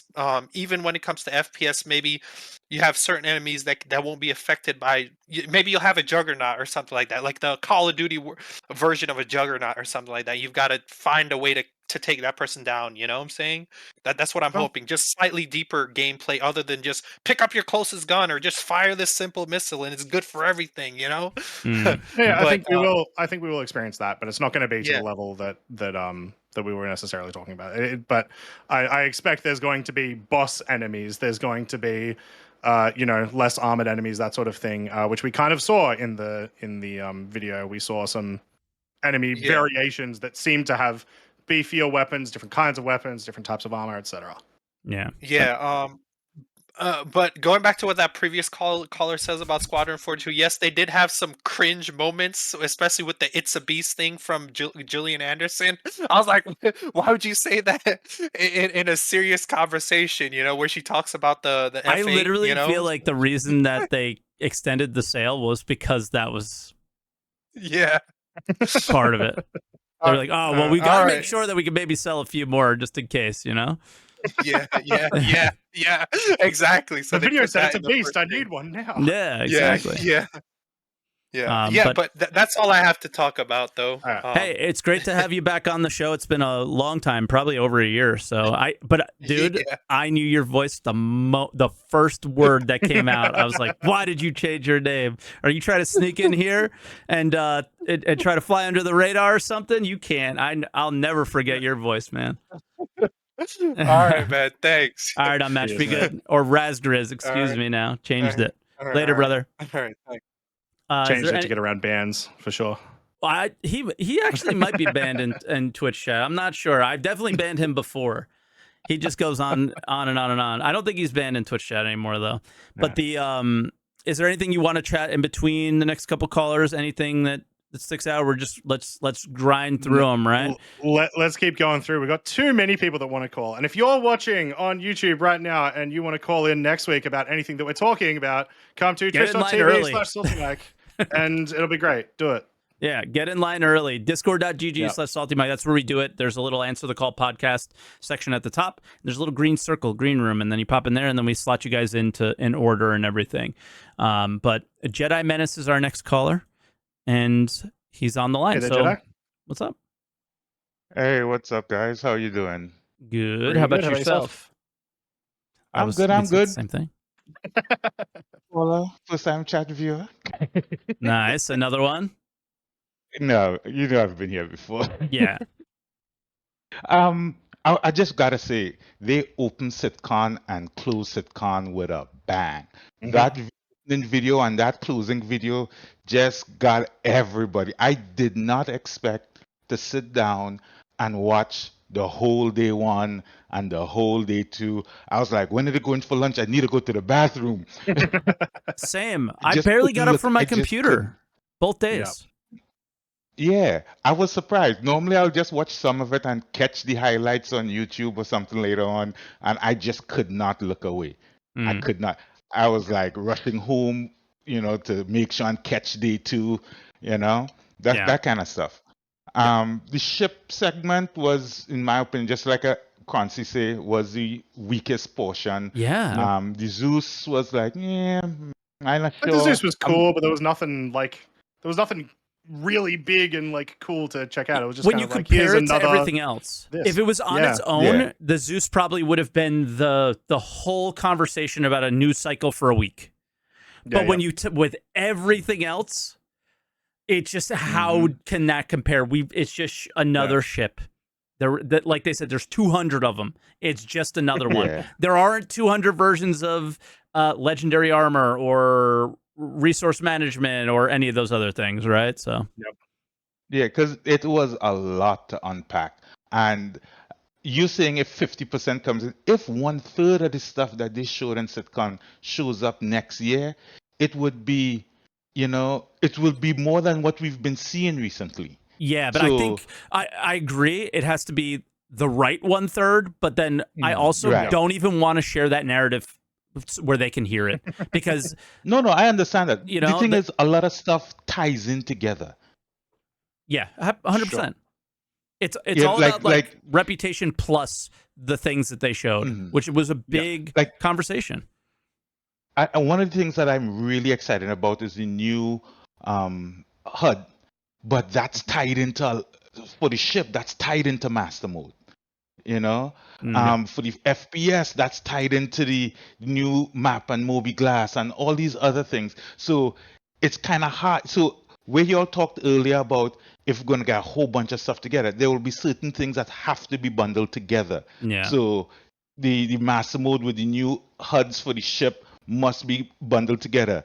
The new Moby Glass and the map and the FPS HUD had to be bundled together because without the other stuff, it'll fall apart. You Yeah. know? And when it comes to now, this is one thing I am concerned about because we see the engineering gameplay. It's cool. It's interesting. It'll give more depth, and for larger ships, definitely, no questions. But how tedious would it be for smaller ships?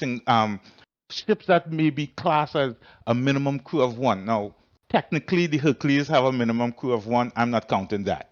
But stuff like the Cutlass, the C1, the smaller multi-crew ships, if it's too tedious, because a lot of people will buy these ships and expect to be flying it on their own.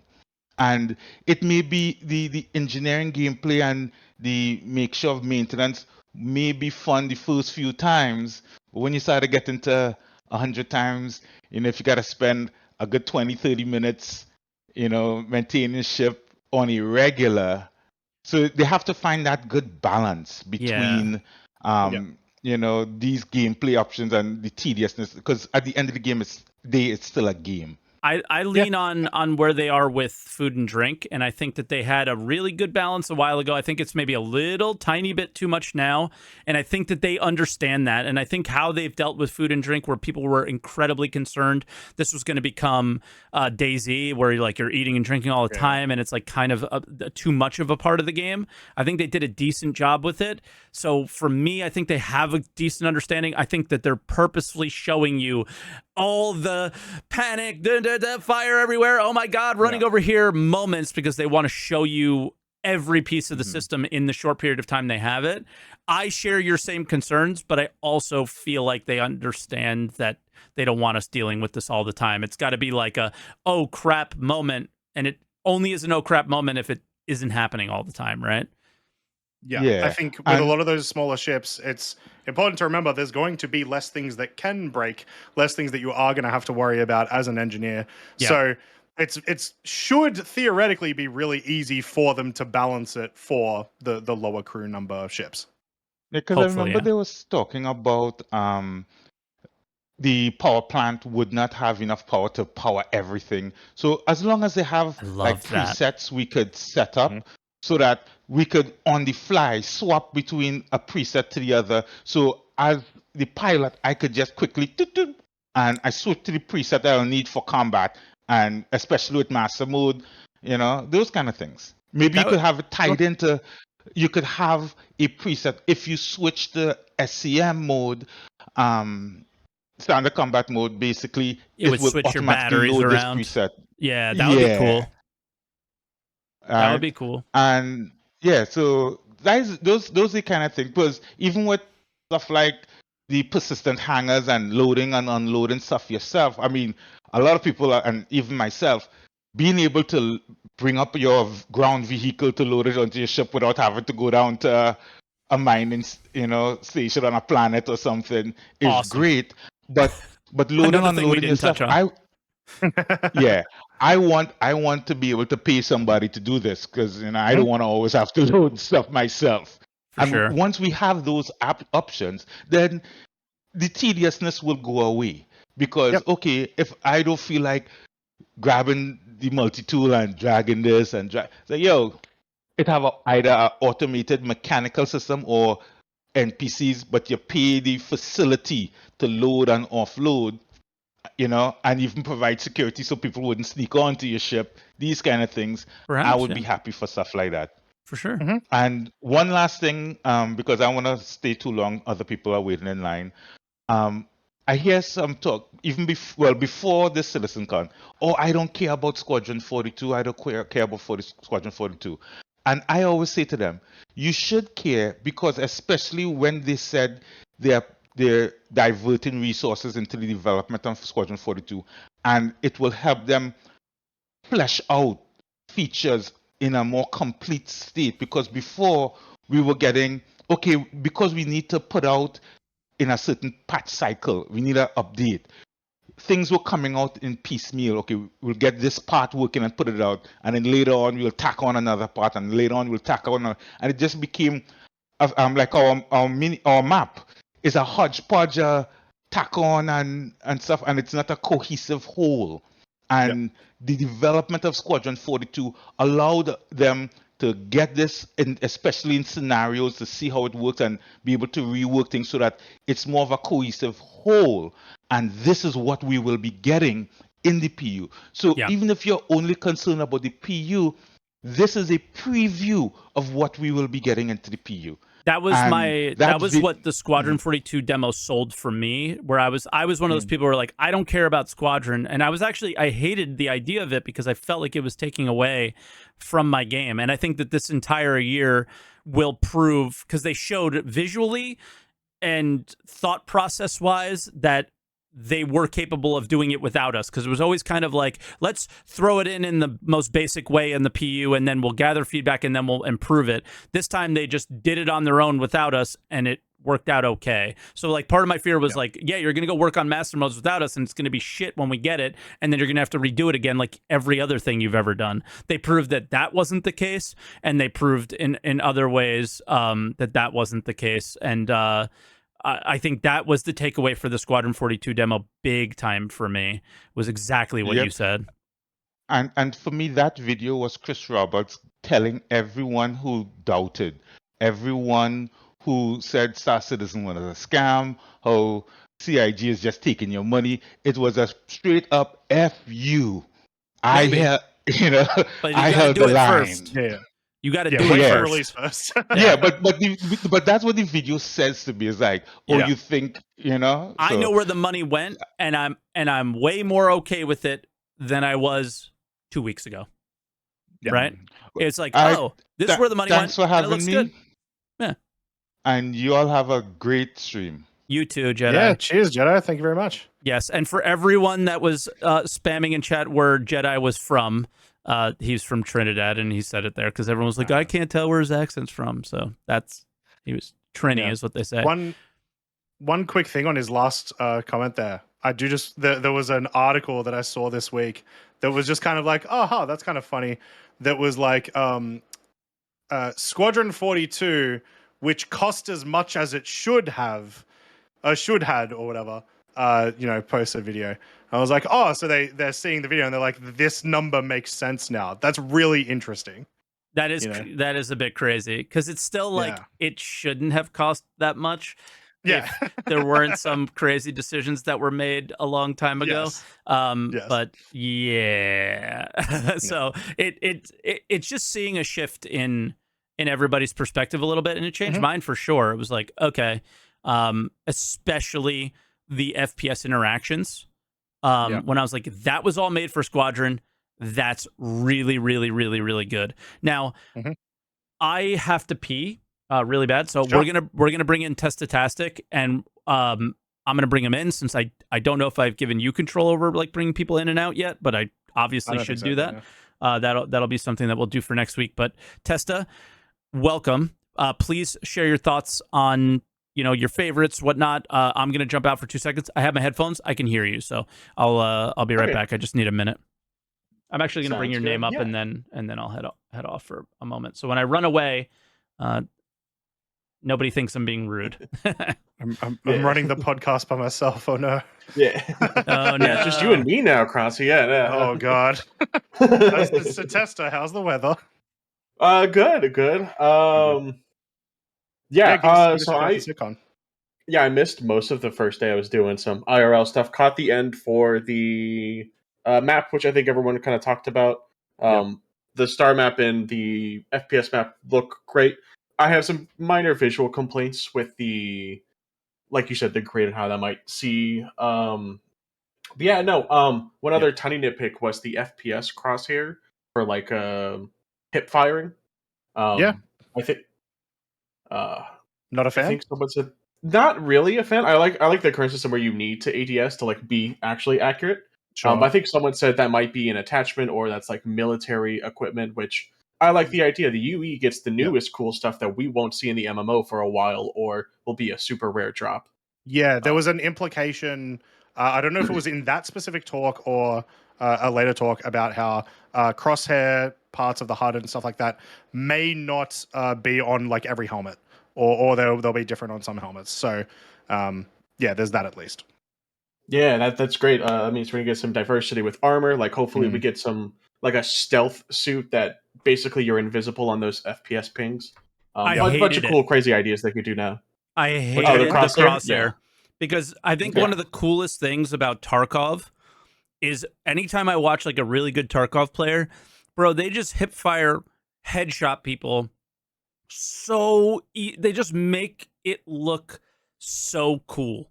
So like it just, I don't know, for whatever reason, it just shows people's talent to me. And if you have the, point shooting, right? If you just have the crosshair on the screen, it just makes point firing like a little lame. Sure, but this Star Citizen is not Tarkov. It's not Arma in terms of how the FPS works.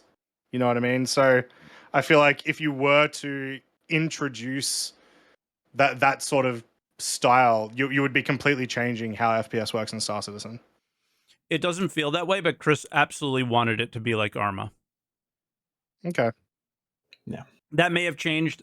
I'm sure he's given up a lot of feeling on some aspects of it and allowed other people to make decisions or whatever. But back then, original, that's what he wanted. He wanted Arma.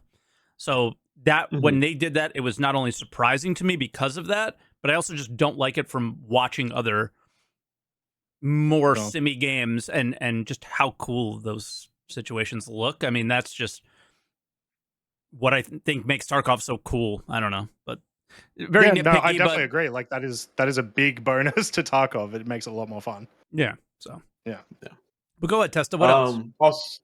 I think we might see some slight drama in the future. So obviously Squadron, all this stuff. A lot of new people are coming into the game. I don't have the numbers. I wasn't paying attention either. But you know what's not in these game packages? Squadron 42. That was still surprising. not back on the store. Still not back on the Play Store. How many people are going to think they own it and then realize they're going to have to spend $70 more? Not 60, many. 70, whatever they're There'll going be people, but I don't think it's going to be that many, because they've, at least from all of the marketing and whatnot that I've seen, they have been very clear that it is a different game.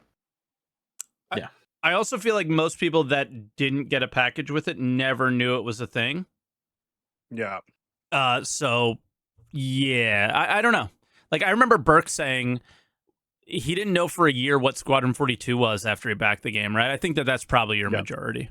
And then when it comes out, maybe they'll be like, oh, yeah, I want to buy that. And it just, like, will be a non-issue. I think it'll be way more of a non-issue than it will be an issue. There'll be 4 people complaining on Spectrum, and that's it. And everyone will be like, but it'll be the loudest 4 complaining. people. Yeah, exactly. We'll have 5 PC Gamer articles about it. No. It's basically reading the 1,000 messages of like, wow, Mike, you and Level Cap did such a great job. And then the 4 people that talk shit are the only ones that I noticed, you know? And it's sorry, Mike. I didn't mean to send those messages. It's all right, man. It's all right. I know he accidentally, leaked them, but yeah. It's just hard to miss those, right? The people you disagree with are the ones that you notice. It just doesn't matter. Oh, yeah, I feel that. Yeah. Man. And then just also general feelings. I feel like this has been a Citizencon where it's been a real major shift into gameplay loops and less on new ships. I know obviously the new ship was the Zeus and the Cutter variant, but outside of that, like every other Citizencon, there's been 3, 4 concept ships. Who was a lot of stuff absolutely expecting like massive capital concept ship? They're going to try to make all their money back, and they didn't do it. Yeah, 100%. Great sign. Also, the conversation around the Bane of Merchantman, I really liked that they just put it out there again and made it very clear. Excuse me, what happened and how much it sucked.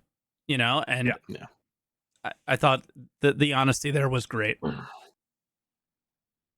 Yeah, it's understandable. It's a big ship. It's the whole design document for Banu going forward, and people kind of like they all left or stuff. So I get why on the back burner it does suck for people who own it. They literally left to go to Star Atlas too, which was like even more crazy. Well, one went to Ubisoft, which is definitely better than Star Atlas. But, yeah. The big one went to Ubisoft, so yeah. But yeah, I don't know. We see the future stuff for parties and like social stuff, like in the game, like be able to do like org listing. That was kind of absent a little bit. And also, what I learned, the most important thing is every Star Citizen content creator is like 6'2" or taller. Not everyone. Not everyone. I know. Not Burks. I know. I'm like the same height as Burks. I think we're both like 5'9", 5'10". Everyone else. I'm 2 inches shorter than you guys. Oh. I'm 5'8". Yeah. That's why I'm such a dick, because I have short man energy. I always thought it surprised me seeing Morph was like 6'4" or something. He is really tall. Morph gives off tall guy energy, in my opinion. I've just seen the videos, his videos. Yeah, he doesn't. Yeah, I don't know. Everyone's camera angle gives off different vibes. Like Meyer gives off actually short guy vibes by his camera angle from here. Yeah. He doesn't show anything else, so you just can't tell height at all. And then, bang, you see him in person, and you were like, okay. Yeah. What? Completely catches you off guard. But, yeah. 5'8" is not short, chat, okay? Shut up. It is not. No, it is not. Yeah. It is not. It is. I know it is. I've been battling it my whole life. It's okay. I'm happy where I am. No, everything was good. I think I'm like kind of burned out of watching all the trailers and React trailers. I've done it to myself. No, all the stuff is good. Hell yeah, we get a sewer level. Oh yeah, every good game has a sewer level. Wait, what? I don't even. What sewer level? Squadron. In Squadron. Yeah, there's like walking going through the water. With the guns. Yeah. Okay. I was thinking the underground bunker part, that thing. We didn't talk about that yet either. Yeah. We'll my god, there's so many things. Testa, we could talk about it with you, or we'll probably let you finish up. You can bring it up if you want. Just saying. But we'll definitely go in between you before the next 3 to just talk about that for a second. I think we have to. Yeah. There's so much there. Talk about what real quick? Sorry. The bunkers. The new bunkers. Oh yeah, man. Oh, I would love to talk it because I played a lot of Destiny 2 and I love raid content and the new UGF stuff. Yeah. But I didn't think it was raid content like Destiny. So it didn't read like that to me. No. Yeah. I am really disappointed that we had this big presentation on bunkers, and they showed us here's like the design language of what a Grey Cat bunker looks like, or distribution center as they were calling it, and then we just like didn't see underground at all because they're not done with it yet. I know, and I was so disappointed. That's what I wanted. That's the meat of these bunkers, right? Yeah. So it was like really cool, but I'm really disappointed. It's obviously further away than I had originally thought it was. Because they showed it to you at Citizencon last year. Then they showed you 2 different updates this year, I think. Yeah. I think they focused on the stations for Pyro. I think that's where a lot of those internal modelers were building. And they did a lot of work on them too. Like the assets that they have there are they're pretty massive. Yeah. They're huge. But yeah, I guess Testa will let you go and we'll touch on this a little bit more and then we'll go to some next callers. But as always, thank you for your calls pretty regular lately. So thank you again and we'll talk to you soon. Yeah, cheers. No Testa. problem. Later, Bye, man. guys. Have a good one. All right, so that was Testa, but the we had two things that got brought up like casually there. We had the underground bunkers, just in general, we didn't talk about much, and raids. Now, I think when I heard raid, I was thinking exactly what Testa said. Oh my God, mechanics, raid mechanics, bosses, battles of some kind, and I think what they meant by raid was you go down there and raid something from you take it's a steal. I'm stealing something, right? Yeah, they're thinking more along the terms of like group FPS combat, essentially. It didn't feel like mechanics, but we have mechanics with the boss guys at the current bunkers, right? Sort of. They're just they have more ammo or more armor or whatever, so it's sort of a mechanic, but. Yeah, I mean, raid does get used interchangeably with like a couple of different things. For sure. I was not expecting, a Destiny or World of Warcraft raid, anything like that. Yeah. I was just expecting land, presumably deal with some, anti-air, run in, deal with some people, do a little puzzle, leave. And that's exactly what it is. I do like that they touched a bit on puzzles in there because obviously that's been brought along over from Squadron. Loved it. Just something as like super easy but like still, puzzly as just, hey, you have to use your tractor beam to put these boxes in the right spot is nice. I like that. That feels very Sea of Thievesy to me. Yeah, even Starfield had, like, without spoiling if you guys haven't played it yet, just like some crazy puzzle that I had to do to like spell something out to get to a certain place. And like just little things like that just definitely are cool, and it's fun. So seeing that was neat. I forgot there was one other thing, and I don't know if it was about the bunkers that he touched on that I wanted to touch on that we hadn't yet, but I can't remember what it was, sadly. There is just one thing I want to mention that was very funny. So I did get to see that presentation because it was towards the end of day 2, and so I got to sit down and see it. When whoever was presenting, when they mentioned roads, everyone lost their minds. But it wasn't roads. It's just like a couple of bits of pavement. It's still cool, but it's not roads, guys. It's okay. But for the people who are analyzing every little thing I saw on my Discord today, the part of the Squadron 42 demo where they were showing the terraforming, it looked like a big X kind of thing. If you look down on the planet on the inside between the clouds, there's roads.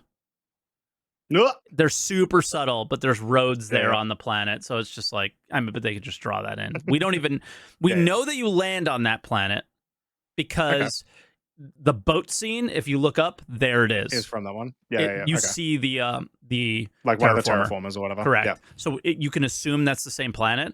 But yeah, it looked like there were roads. Are those roads or rivers? They were straight lines. No water kind of variation, just straight lines. So you got to assume there's some sort of road highway thing. But all right, let's bring on Def Hammer and sounds good. Keep on moving. Def Hammer, what's up? How are you this morning? I'm excellent. Your mic is incredibly low. Let me check if it's on my end. Yeah, I already have you turned up to 160%. Yeah, you're at 147% for me. Yeah. Give me 5 seconds. Okay. So worries. I'll get your name up and but yeah, there were roads, dude.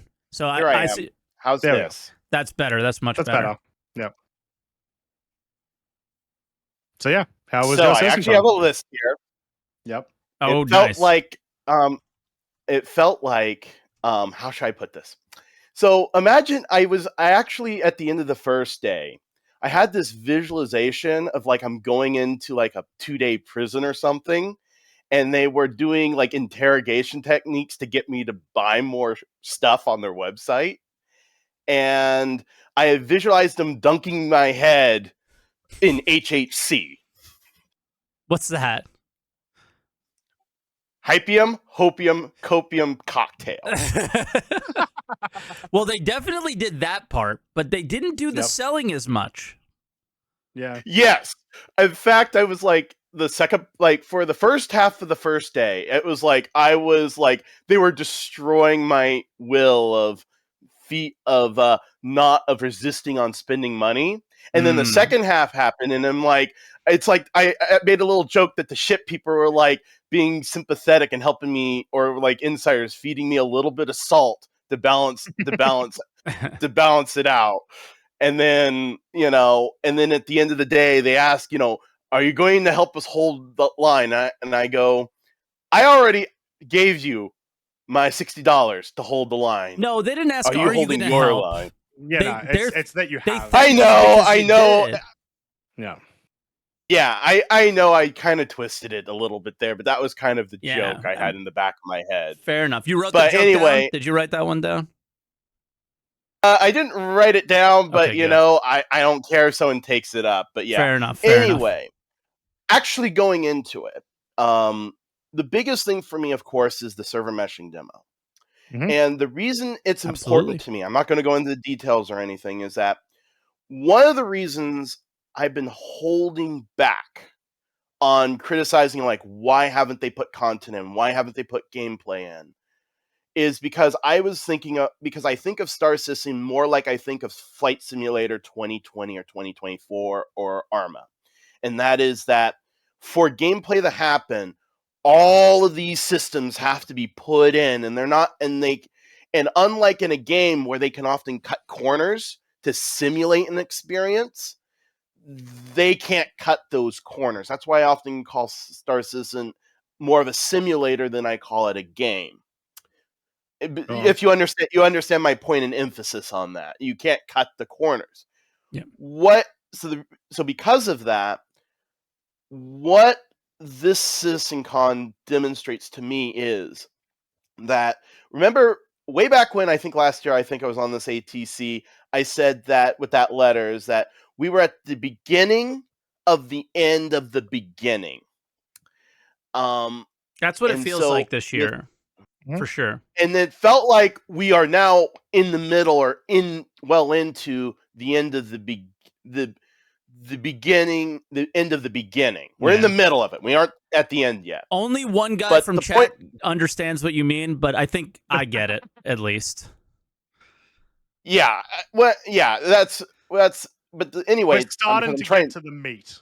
Yeah. We're starting to get to where I consider, because for me, what does the end of the beginning actually mean? And that we're at a crossroads. We're right. Yeah. For me, it's like, it means that we've transitioned out of, we're done dealing with the low level stuff. We're done dealing with getting all these very complex systems into place, and we're moving more into gameplay creation and content creation. Yes. That to me is why I've been, and so what you're going to see from me, in case I show up, is, so now I said, okay, guys, I see you're now getting finished with all the tech. You're getting all the things you actually need to make this game happen. Good for you. I'm now going to have higher expectations, that now I'm going to start you delivering more content and gameplay as a higher percentage of what you're doing. Yep. From after server meshing is put into the game. Yep. On. Yeah. The big thing that they've done over the last many years is the the idea of we can sell things. There's, and it's like the most basic version of everything. The most basic tier 0 implementation of things is no longer acceptable after this year, is my point of view. It's never been acceptable to me, which is why I've always been the way I've been. But I think more people feel that way than ever before, especially after seeing the polish of features that we saw in their polished states at this Citizencon. The expectation is going to be to deliver that more. Now, do I think that that's going to happen? I'm not 100% sure, and I don't think so. I think a lot of the things that they shared visually are things that you can expect them to look that way. For example, the new looting mechanic, that first-person looting that they showed, which conveniently was not showing armor. So there's other aspects of it, right? The gameplay side of things, blueprints, base building, the armors, legendary armors.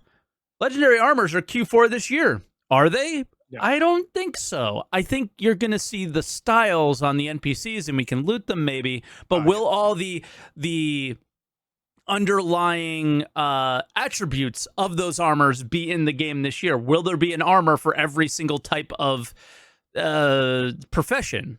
No, I don't think so. I think there's just going to have the Duster's armor that they showed off in the videos, right? So it's a lot of hype, but what are they actually going to deliver? Are they going to continue to do this tier 0 shit? I still think so. And when it comes to the gameplay, it's still going to be very tier 0. And is that going to upset some people?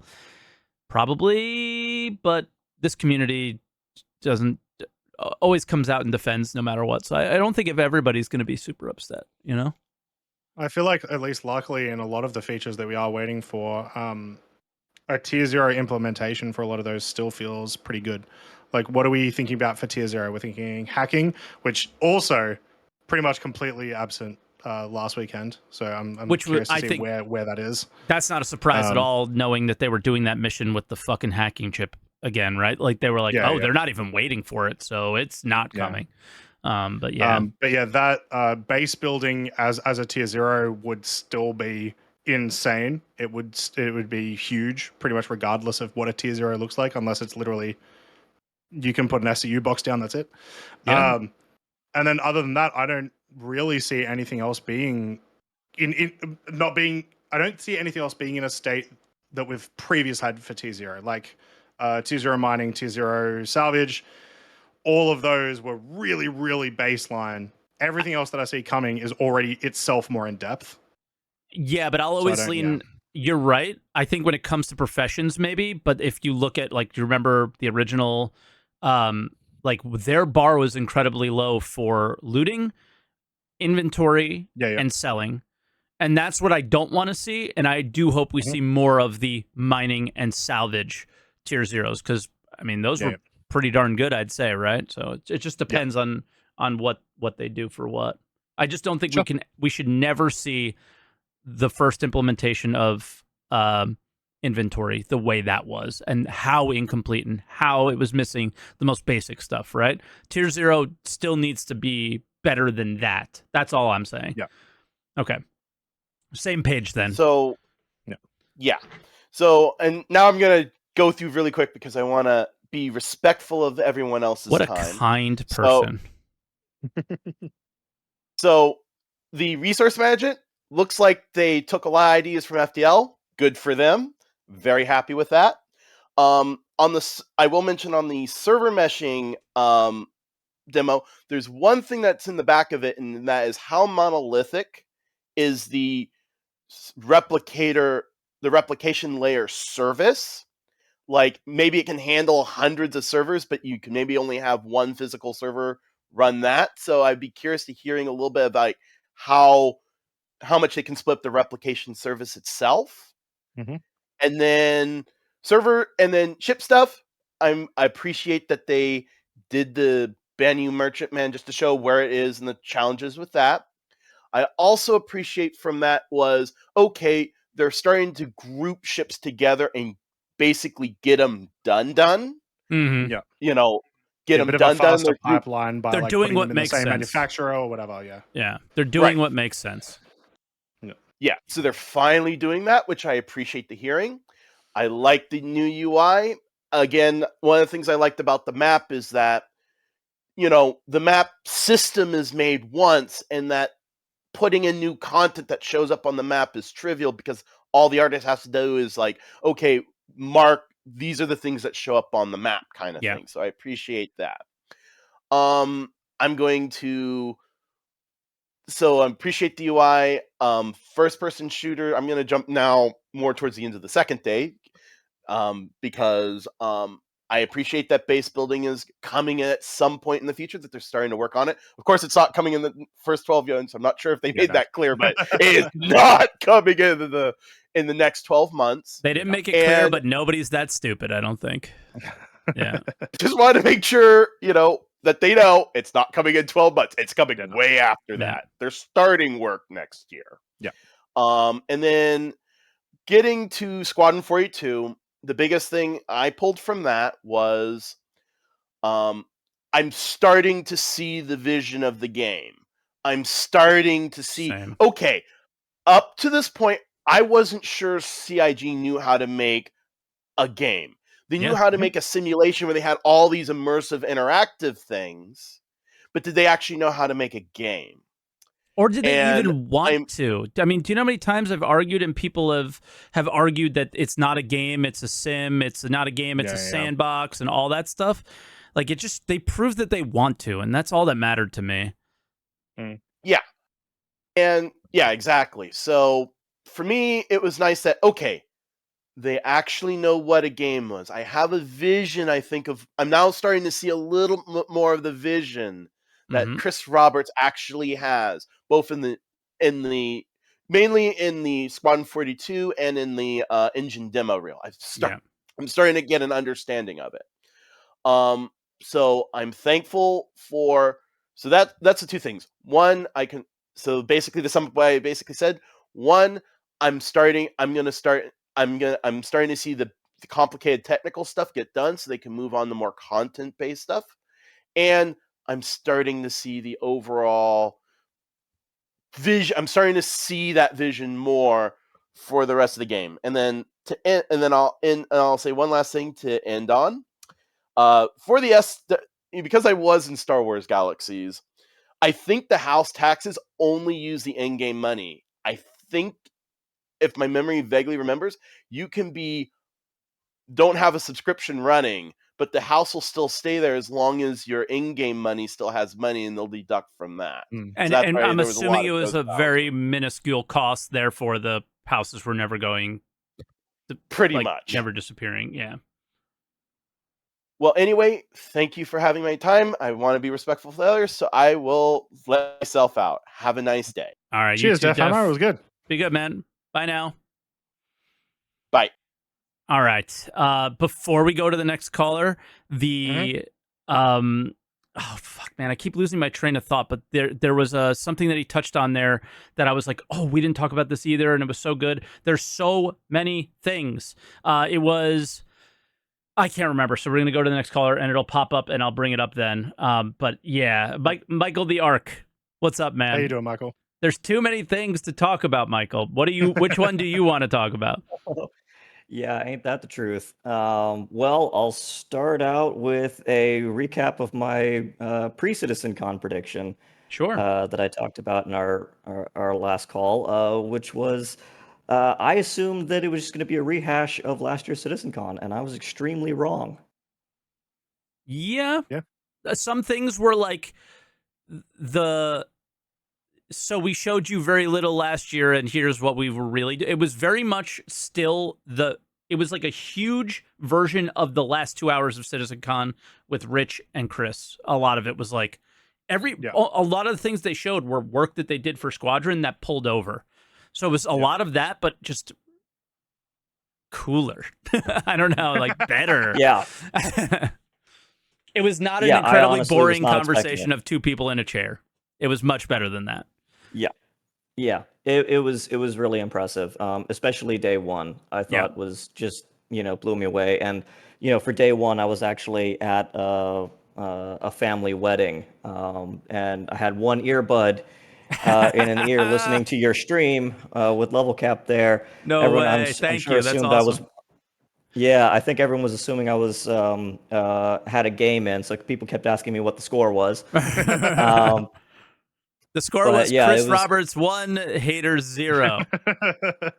Yeah, we're literally waiting for like the wedding party to come down the aisle and for the actual thing to kick off, and that's exactly when they started talking about the server meshing thing.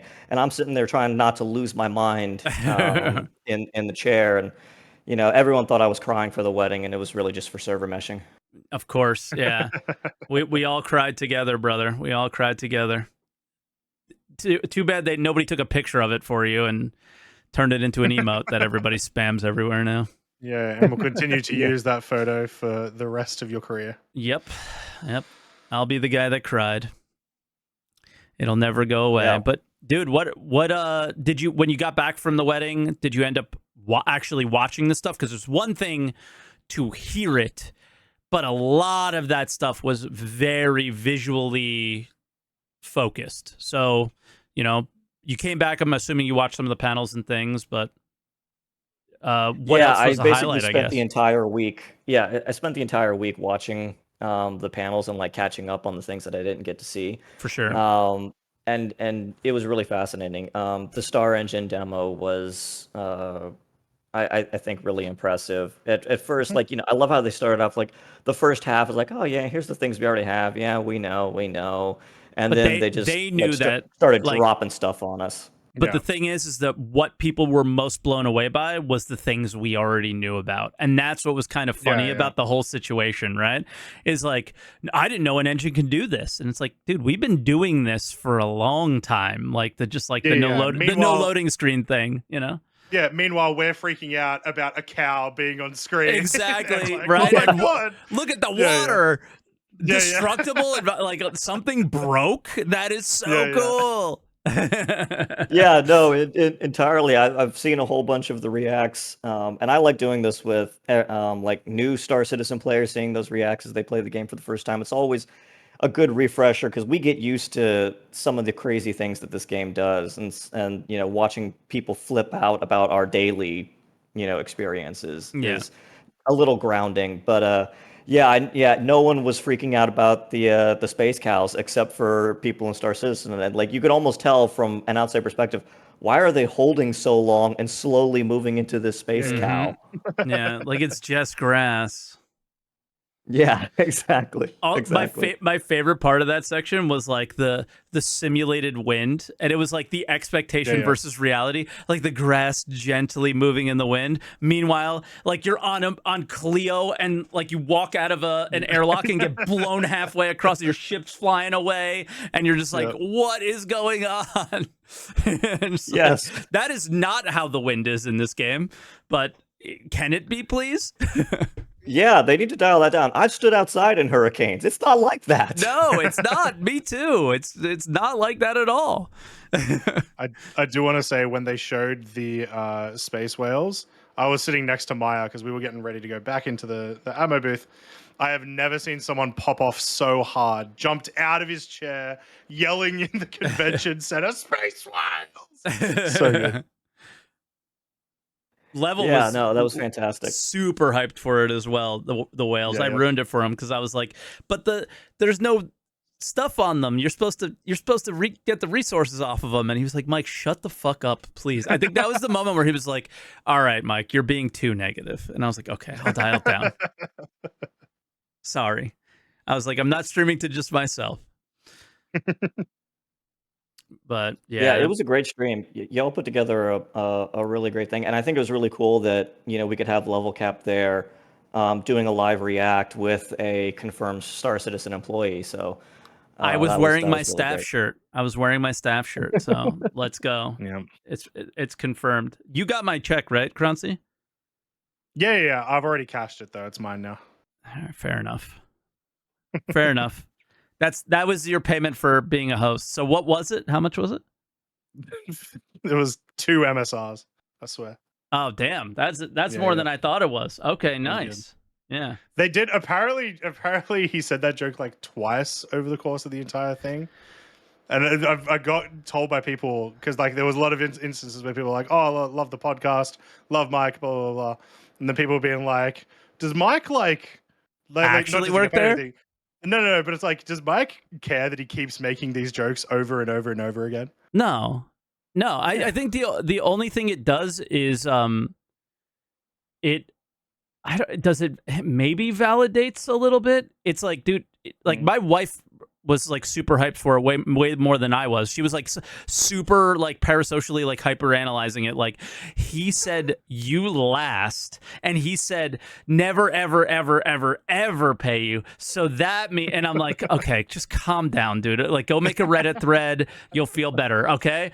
But it's just like it's not that big of a deal. But I think it just solidifies your place in the community, and that they hear you and they see you, and whatever they actually think about you might not be whatever, but I don't know. For me, the most validating thing is that the devs that make the game show up. I no offense to anybody in community or Jared, but it just doesn't mean as much to me as the people who are making the game caring about your opinions, right? Yeah. So yeah, that's where I am with that. Yeah. Anything else, Michael? Yeah, I mean, one of the things that I noticed playing that or watching those demos is that we've been playing a completely different game than they've been building. On every level, from the UI, a lot of the physics systems, the flight model, and it was really the first time that I really internalized that what we've been working with is just a alpha, like an actual alpha. I know that we meme on that all the time. Oh, it's an alpha, don't worry about it. But it's all these years it's felt like, oh yeah, I mean we're basically playing what we're going to be experiencing, maybe with just not as much polish. And this was the first time where I say, oh, we've really just been playing the tech demo, and an actual game is lurking out there somewhere. And I think that was the big thing for me. Exactly. It feels good. Feels good. I can be patient now. I couldn't be patient when they didn't let me know what they actually wanted to do. Now I can watch the steps. Will I be as patient as some members of this community? No. But I can be much more patient knowing that we're on the same page for the first time in a while, and it feels good. Your Hopium stores are filled for an amount of time. Yeah, like I have a battery. Yep. My battery's charged, and but I like swapped it out for a more efficient battery, so it's going to last a bit longer, probably, right? So that's where I'm at with that. Yeah, but I'm just. It just felt like they finally shared with you what they wanted to do, and it wasn't like the game doesn't feel like this platform to sell spaceships. Yeah, like it never was, but it always came off as that was their focus. I'm really just now it's about like I've said it for a lot. It's about walking the walk now. I've said it for a few years. They have to walk the walk this year. They put themselves out there. Everybody's eyes are on them more than ever before. Now you actually have to deliver, right? And this coming year has to be that year of Star Citizen that we've been talking about for 10 years. Yeah. Not even necessarily that. It doesn't have to be everything. It's just like show the stuff that you had last week in game. Let us play it. Start delivering it. And again, it's going to be a slow drip throughout the year, but you have to start actually delivering them, and you can't keep saying things. You have to start doing things. And a lot of what Citizencon showed is that we were doing things, but we also said a lot of things, and they still need to come together and become something we play, right? Yep. Yeah, Mike, we took a lot of your time up talking, so I want to make sure before you go you have your say, so feel free. I think those were my major things. I do think that the zoom-in mechanic in that Squadron 42 demo looks like a little lame. I thought it looks a little scuffed and can use some work. Yeah. Yeah, it felt a little too Starfieldy. It's like, oh look, we saw the precision thing in Starfield. Let's do that so we can zoom in and look at the art on the ships. And my one thing about that is that I feel like it's too quick for them to get that out since Starfield, and so I feel like it's more likely that it's a situation where they've both thought of the same thing, because that mechanic is also used in a bunch of other games. Yeah, and it's actually in the turrets right now, in the current build that we play. Press Z. Yeah. So, yeah. I think it was always like an intended thing, and you don't know how long it's been working that way in True. In Squadron, right? So, no, never know. Yeah, sorry and that probably is. It did feel a little bit clunky, and like zooming all the way in, like I always have to turn off the look ahead and the zoom in the settings because I need to see my MFDs, and not be locked in on looking at ship art. I'm trying to aim and know what the opponent's status is, what my status is, and all of that. Yep. I say this as a mediocre pilot at best, but there it is. And then, the Squadron 42 demo was really great. The opening sequence was epic. I didn't think that the original vertical slice looked outdated until I saw what they've been working on. Yeah. And, man, what an upgrade. Yep. And that was without ray tracing. The that blew my mind. Demo didn't have ray tracing, so that is also I just coming. heard that. Yeah. I just heard that yesterday, and that blew my mind that it's going to look better. Yeah. Yep. It's only going to look better. Now let's just hope it plays really well. And I think just everything they showed, the rope stuff looked really good. The puzzles looked interesting. I'm excited. Yep. Yeah. I think everyone said it best. Copium tanks are fully refilled. And, I say this as someone who's been really, really cynical the last 2 years, as we haven't gotten very much, as it's been a very slow period, really since the start of the pandemic. And it's nice to see things actually coming in. And this is the first time I've really been excited for the game since 2016. It seems like they really listened to community sentiment, and now it's about holding them to that standard, right? They're putting the standard out there for themselves. Now it's kind of up to us, maybe the people that were cynical, to be like, all right, stick to your guns here, guys. Stick to what you said. Keep up with it.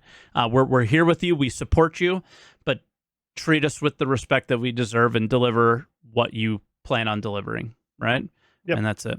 Yep. So. And if something doesn't get delivered, tell us why when it happens. The quantum thing with the economy is a great example. Like we shouldn't have had to ask. Yeah, and that's been out of commission for so long that we've been memeing about Tony Z being asleep.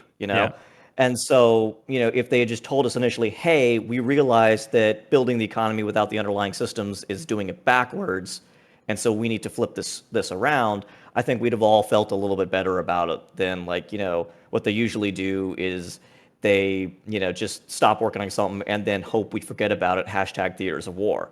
And I think that's the major thing that they need to work on. That's the difference between open development and showcase development. Mm-hmm.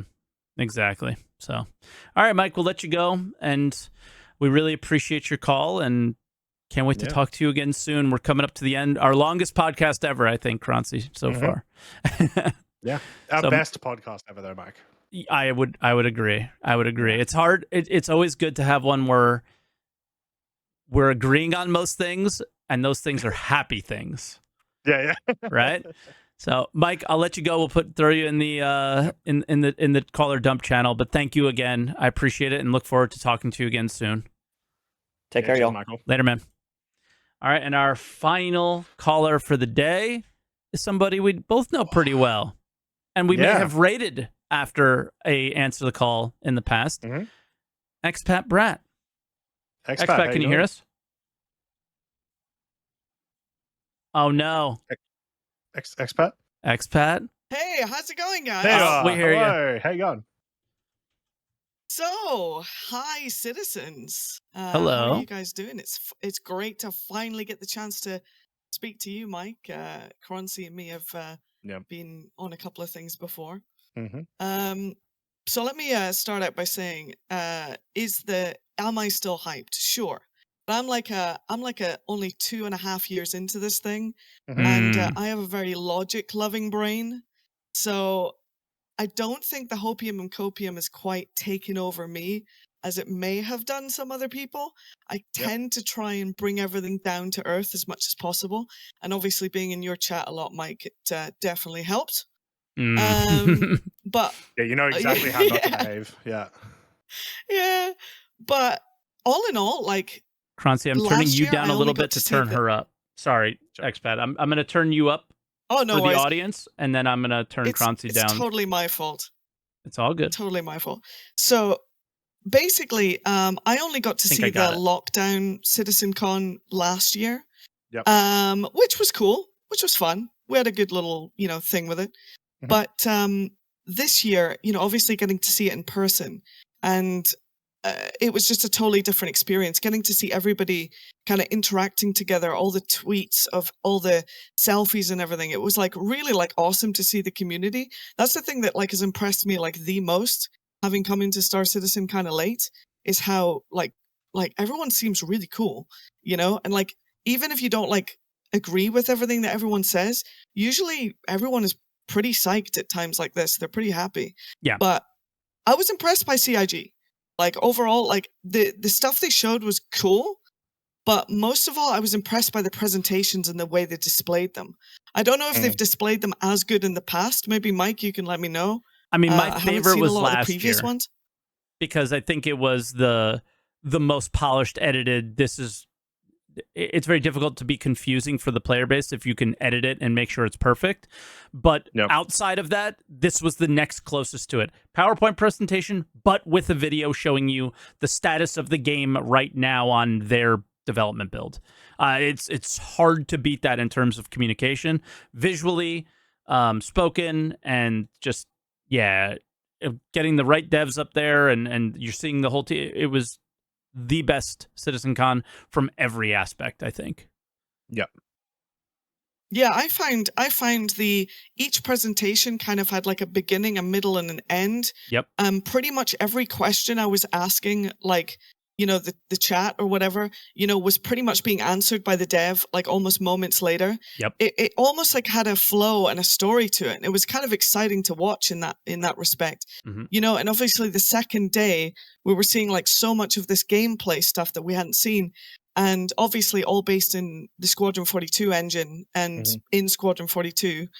And that kind of brings me to, well, I mean, day one was great with the engine remaster. I mean, as a content creator, maybe my brain is a little bit skewed, but anything that makes the game look better and stuff look better and look more amazing, I'm happy with.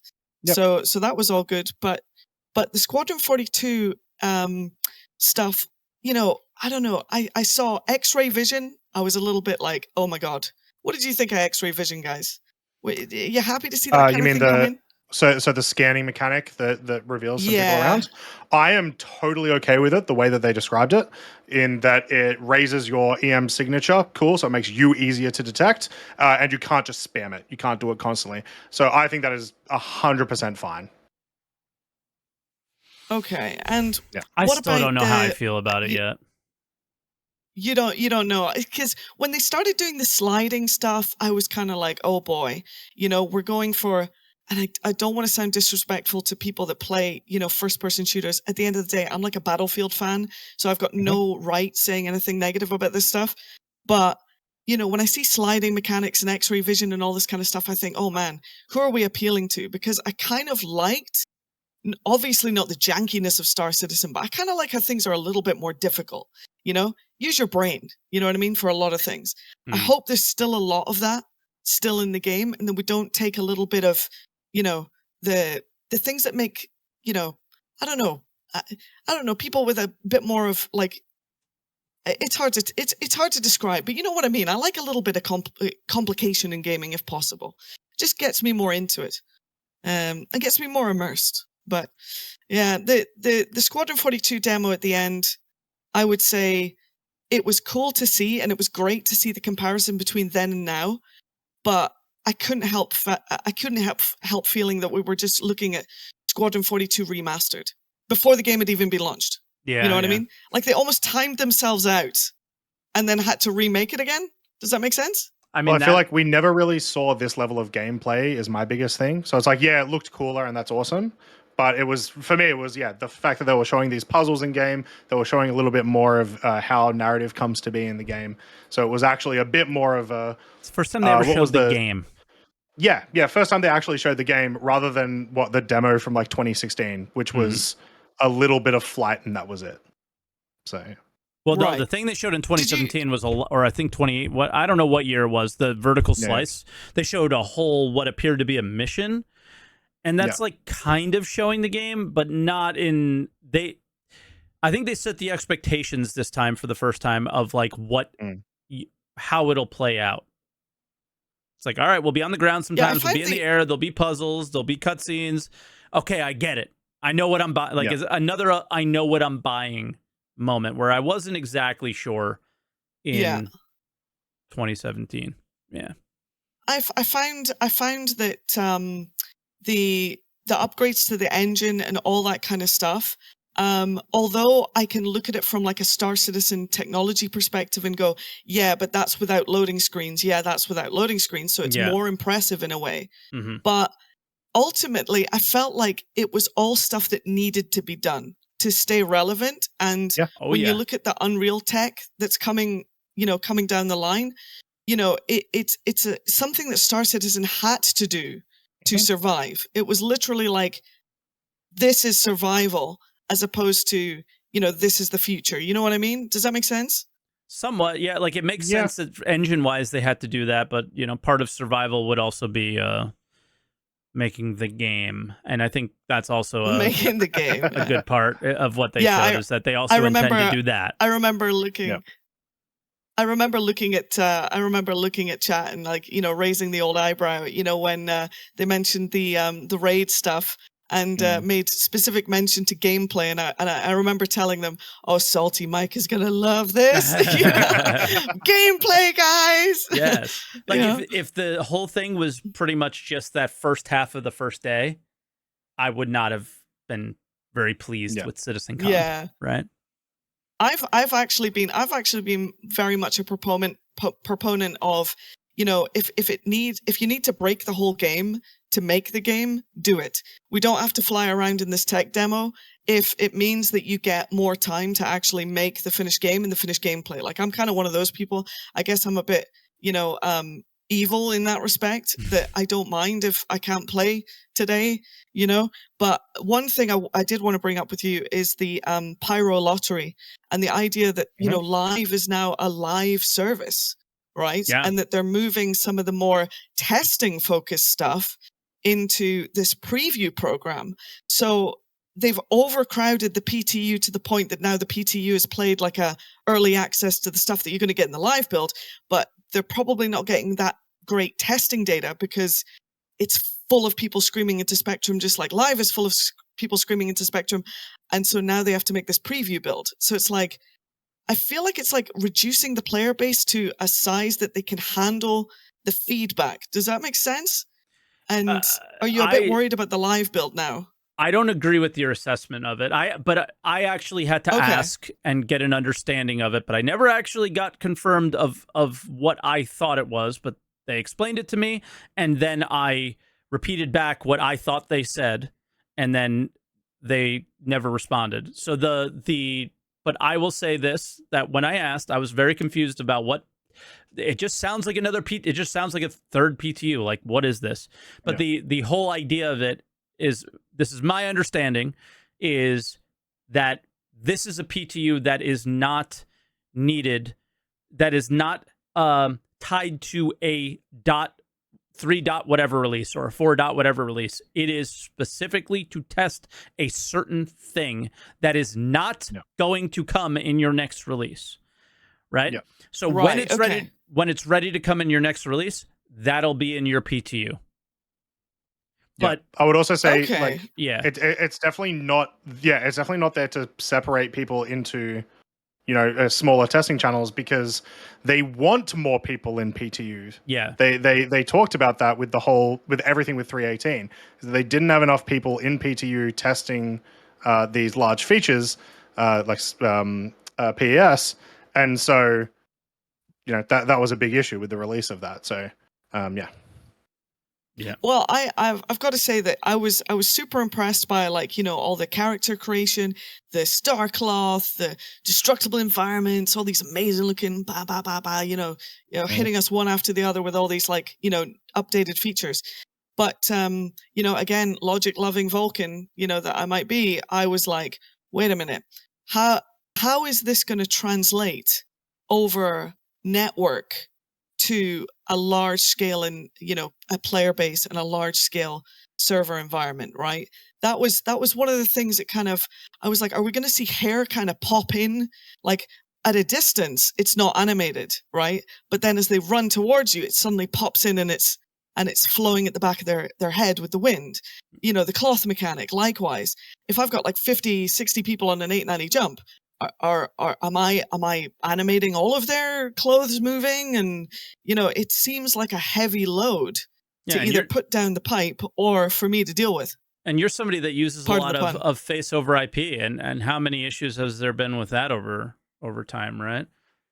So yeah, exactly. So a lot of these things, I look at them as like, a lot of people in the chat were like, you know, oh no, this is coming to PU, this is coming to PU, you know, 12 months and all this kind of stuff. And I was like, yes, but it's still a massive technological. It doesn't mean it's coming perfect. None of them said that the shit was coming in good. It's just gonna be there. Yeah. Those hairstyles will be popping in all those situations, right? So yeah. So really interesting. And then people were obviously like, you know, with those destructive environments, how's that? You know, everything's just going to be dead in a day. You know, all the outposts that they made are just going to be in rubble and everything. I was like, nah. I mean, it's probably not going to be how it works. But like, let them put it in. Yeah, it was great to see so many things. The feedback, trust them a little bit. Like. Yeah, I think they've earned at this point, after showing everything with Squadron and listening to all of us, trust them a little bit at least, that they're not completely stupid, because they're not. It's no. That's what the presentation showed. Exactly. They seem like they've got a good grasp. There's been many ISCs and SCLs that you can literally, they throw an idea out there and I can pick it apart in 2 seconds about why it doesn't make sense. And then they do it, and then they end up changing it later to what you know, not just myself, but the entire community is like, that doesn't make a lot of sense, right? No. Not a lot of that was something I was thinking during Citizencon. A lot of it was like, yeah, that makes sense. Yeah, that makes sense. Yeah, that makes sense. Sure, there might be some edge cases here and there that are a little bit weird, and they're going to need to figure it out. But that's how everything felt. So now it's more of along the lines of, all right, let's let them put it in. Let's see how bad we can break it, and then see what they do to fix it, you know? So I have a question for you two. How much of Squadron 42 do you want to see before they actually release it? Because me personally, I don't want that many spoilers. Even I don't need to see how it's made for Squadron if it means that, you know, ruining a single player experience. I would rather sit there with the game, have a great time, you know, and just go, wow, great job, guys. You know, I don't know. It's just me. You first, Croncy. I feel very much the same way. What I want them to show me, for the most part, though, is similar to what we got for Starfield really early this year, where they were like, here's 40 minutes of Starfield, and we're not spoiling anything. We're just saying, here's how this mechanic works, here's how this mechanic works, and here's what you can expect from the game in terms of like things that you can enjoy and stuff like that. I would like to see... like, I don't need it, but I would like to see maybe like a early access mission or something that doesn't give us any spoilers that we get to play, just so we can get a feel of how the game works. But other than that, no, I don't want anything. Yeah, maybe an intro mission wouldn't be the worst thing for Star Citizen backers, since their money literally made that game. I think that would be nice to do. But I am in 100% agreement. I don't want to see anything. There have been many Squadron 42 leaks over the years. I have avoided all of them outside of one stupid viewer of mine taking a GIF of some scene and making it an emote on his own channel and spamming it in mine. That was it. That was the only thing I've ever seen. Yeah, I think in general, though, I mean, just to kind of wrap it up, because I know you guys have been going a bit long. In general, I'm pretty confident in the future. At the end of the day, it's nice to see that the ball is rolling forward, and that the people that are kicking it seem to know how to kick it. Which is nice. And from whatever interaction I have had with the devs in the background, or that might come and visit, they all seem like really cool people. I mean, they're just all jazzed and they're all positive, and they really want to make this good. So Elliot too. At Really? the end of the day, that's important. Even Well, Elliot? I don't know. I don't know him. I don't know him. You don't want But, to. some of the you some don't of the want people. to. Oh, okay. Yeah. Okay. Well, I mean, you would know better. You're on staff, but I haven't met them yet. So Yeah. The water cooler but talks the with thing him are is- very boring. Yeah. Yeah.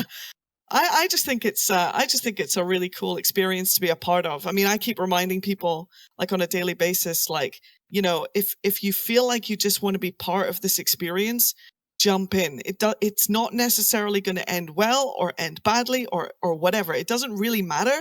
But if you think you want to be a part of this whole thing, which is speculation, which is the content creators, which is the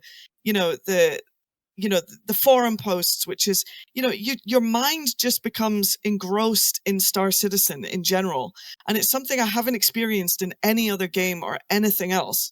And I think the community just kind of fills in every gap you might have with gameplay and whatever most of the times, because you can just kind of lean back and look at something else or watch a video, or, I just feel immersed in the whole process. You know what I mean? And yeah, the more they tell us about how the cake is made, the better. I love the honesty of the ship making guys, by the way. Those guys have been put in such hot water. They have been, at the end of the day, the ship sales has funded, the game. Yep. And those poor guys, I'm going to say poor guys, because I feel like they were dealt a blow. Now the Banu is constantly dragged up in every chat about where's my Banu. They're obviously understaffed and they're trying to fix the problem. I'm just so happy that they come out and be so honest about it. Considering they've got the biggest task in the game, essentially, to please so much of the player base who has purchased these things that don't exist. It must be a tough place it must be a tough seat to sit in the office. Yeah, you got to have some thick skin, I think, at this point to be there. Yeah, you need a John Crew, like, I obviously don't know him at all, never met him in my life, but you need to kind of be that I don't give a shit attitude that he kind of puts out there. Maybe that is like how he actually, stoicism is what somebody said in chat, and I think that his stoicism is really important to the way things have gone for them, because it just makes it a little. Maybe if that's how he actually is and feels like inside, it might make life a little bit easier. It's just, they're doing what they can. They can't do any more than that. Yeah. Yeah, it looks like we're getting a whole year of RSI to try and, make up some of the backlog. And I mean, that's obviously gonna have an effect on some people, but they're obviously going in with a different mindset now to try and get the interiors done, finalize what the ships actually look like on the interior. And to be honest, now that they've potentially got gameplay in place for those interiors, or will have, now they can actually make the ships in a way that actually makes sense for the gameplay, because the gameplay wasn't there, Mike, right? It wasn't. So they can't, the gameplay should have been there. And then they can make the ships, right? Yeah. But it's too late now. Too late now, and hopefully that, it all goes well in the end. It all goes all right on the night. For sure. Yep. But I think that's where we'll call it, because we're almost hitting 3 hours. Croncy has been standing up this whole time somehow. How's your feet? Been a pleasure. After this week, you've been standing up a lot too. It's practice from Citizencon of standing up the whole time. But Expat, I threw a shout out in chat. I'll put a link in thank you so much.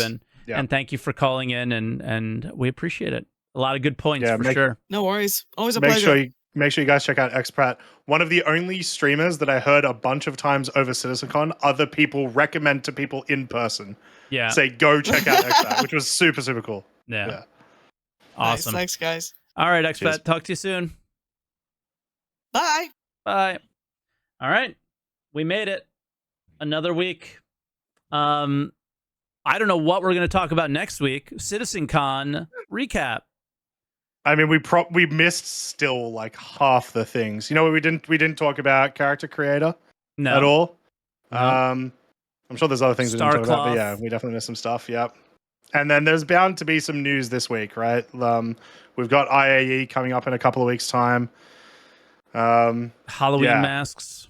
A little drama Halloween around masks. that. Oh, have you been doing the Halloween gun rush? Yes. Golden, love it. Love so it. Good. It's actually like kind of hard to see people sometimes, which makes it a little scary and spooky, which is I guess what it should be. And and then Pyro in 3 days. Pyro in less than Pyro Tuesday. Yeah, 3 days. Yeah. Yeah. Yep. So I'm struggling to win in Gun Rush a lot more than I've ever before. So I think people are starting to like get a grasp on how all the guns work, and there's less bugs. So sometimes you got so many kills because people were bugged. So now it's like, you know, I'm consistently 3rd, 4th, 5th, and then occasionally winning. But yeah, I'm loving it. I still play. Before Pyro came in Evo, I was playing Gun Rush for like nonstop. Yeah, just waiting for it. But yeah, so Croncy, got anything going on this week? We just had heat number 3 of the Scarlet Apex, which means championships next weekend. There you go. Should be good fun. Splen managed to qualify. Okay. He's going to be fun to watch. Should be good. Watching hammerheads shoot each other with distortions is a ton of fun. Distortion guns are awesome now. I love them in the game. Yeah, dude, I don't know. I don't have anything else though for you before I say what I'm doing. I'll just say I released a video today that has quickly become my most viewed video in like in the amount of time. It's been out for 10 hours and it has 15,000 views. That is the most that is insane huge for me. No, so that would be been insane awesome for me as well. That's huge. Yeah. The I got like some notification because I didn't because this will go up on the main channel, and I don't know how many people will get to this because it's towards the end, and you know there's always fall off. But I wish I said this at the beginning, but I didn't want to make anything about just me.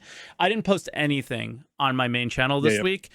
I have a lot of real life things going on that maybe we'll share with you guys, but I don't know how much we'll share with you guys, but in the end, there was not a lot of time to sit down and just grind out Star Citizen, Citizencon videos. So I'm going to do my best for week in review stuff this week. I have some stuff done, and I don't know. It'll probably be a recap of the last 2 weeks kind of quickly, since the last week didn't really do much, but I just didn't get to much this week, and I did everything on the React channel. My React channel gave me a notification of like, this is the most views you've ever had, and it was there was like a little like graduation symbol or something. It was some weird thing that they did, and I was like, what is that? And then I looked at it, and so thank you for watching those videos. That, I mean, it's been pretty wild. I think it was like 300,000 views or something like that in 2 days or something, because I posted like 5 videos and they all did well.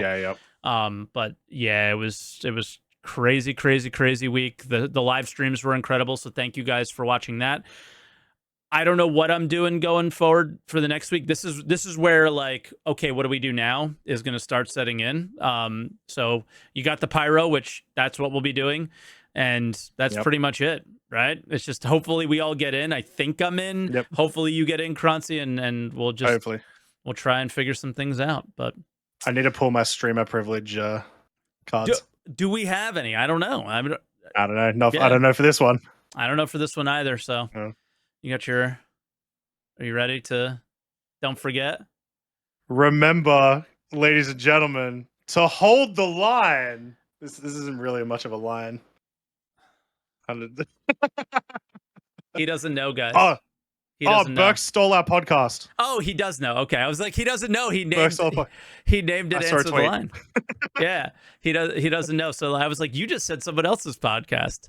But everybody's trying to start drama. We love Burks. Burks is a good friend. Don't be stupid. Don't be weird. Okay, that's it. That's all we're gonna say on that one. So thank you guys for watching Answer the Call as always, and we'll catch you all next week. Bye, everybody. Don't forget to answer the call. Okay.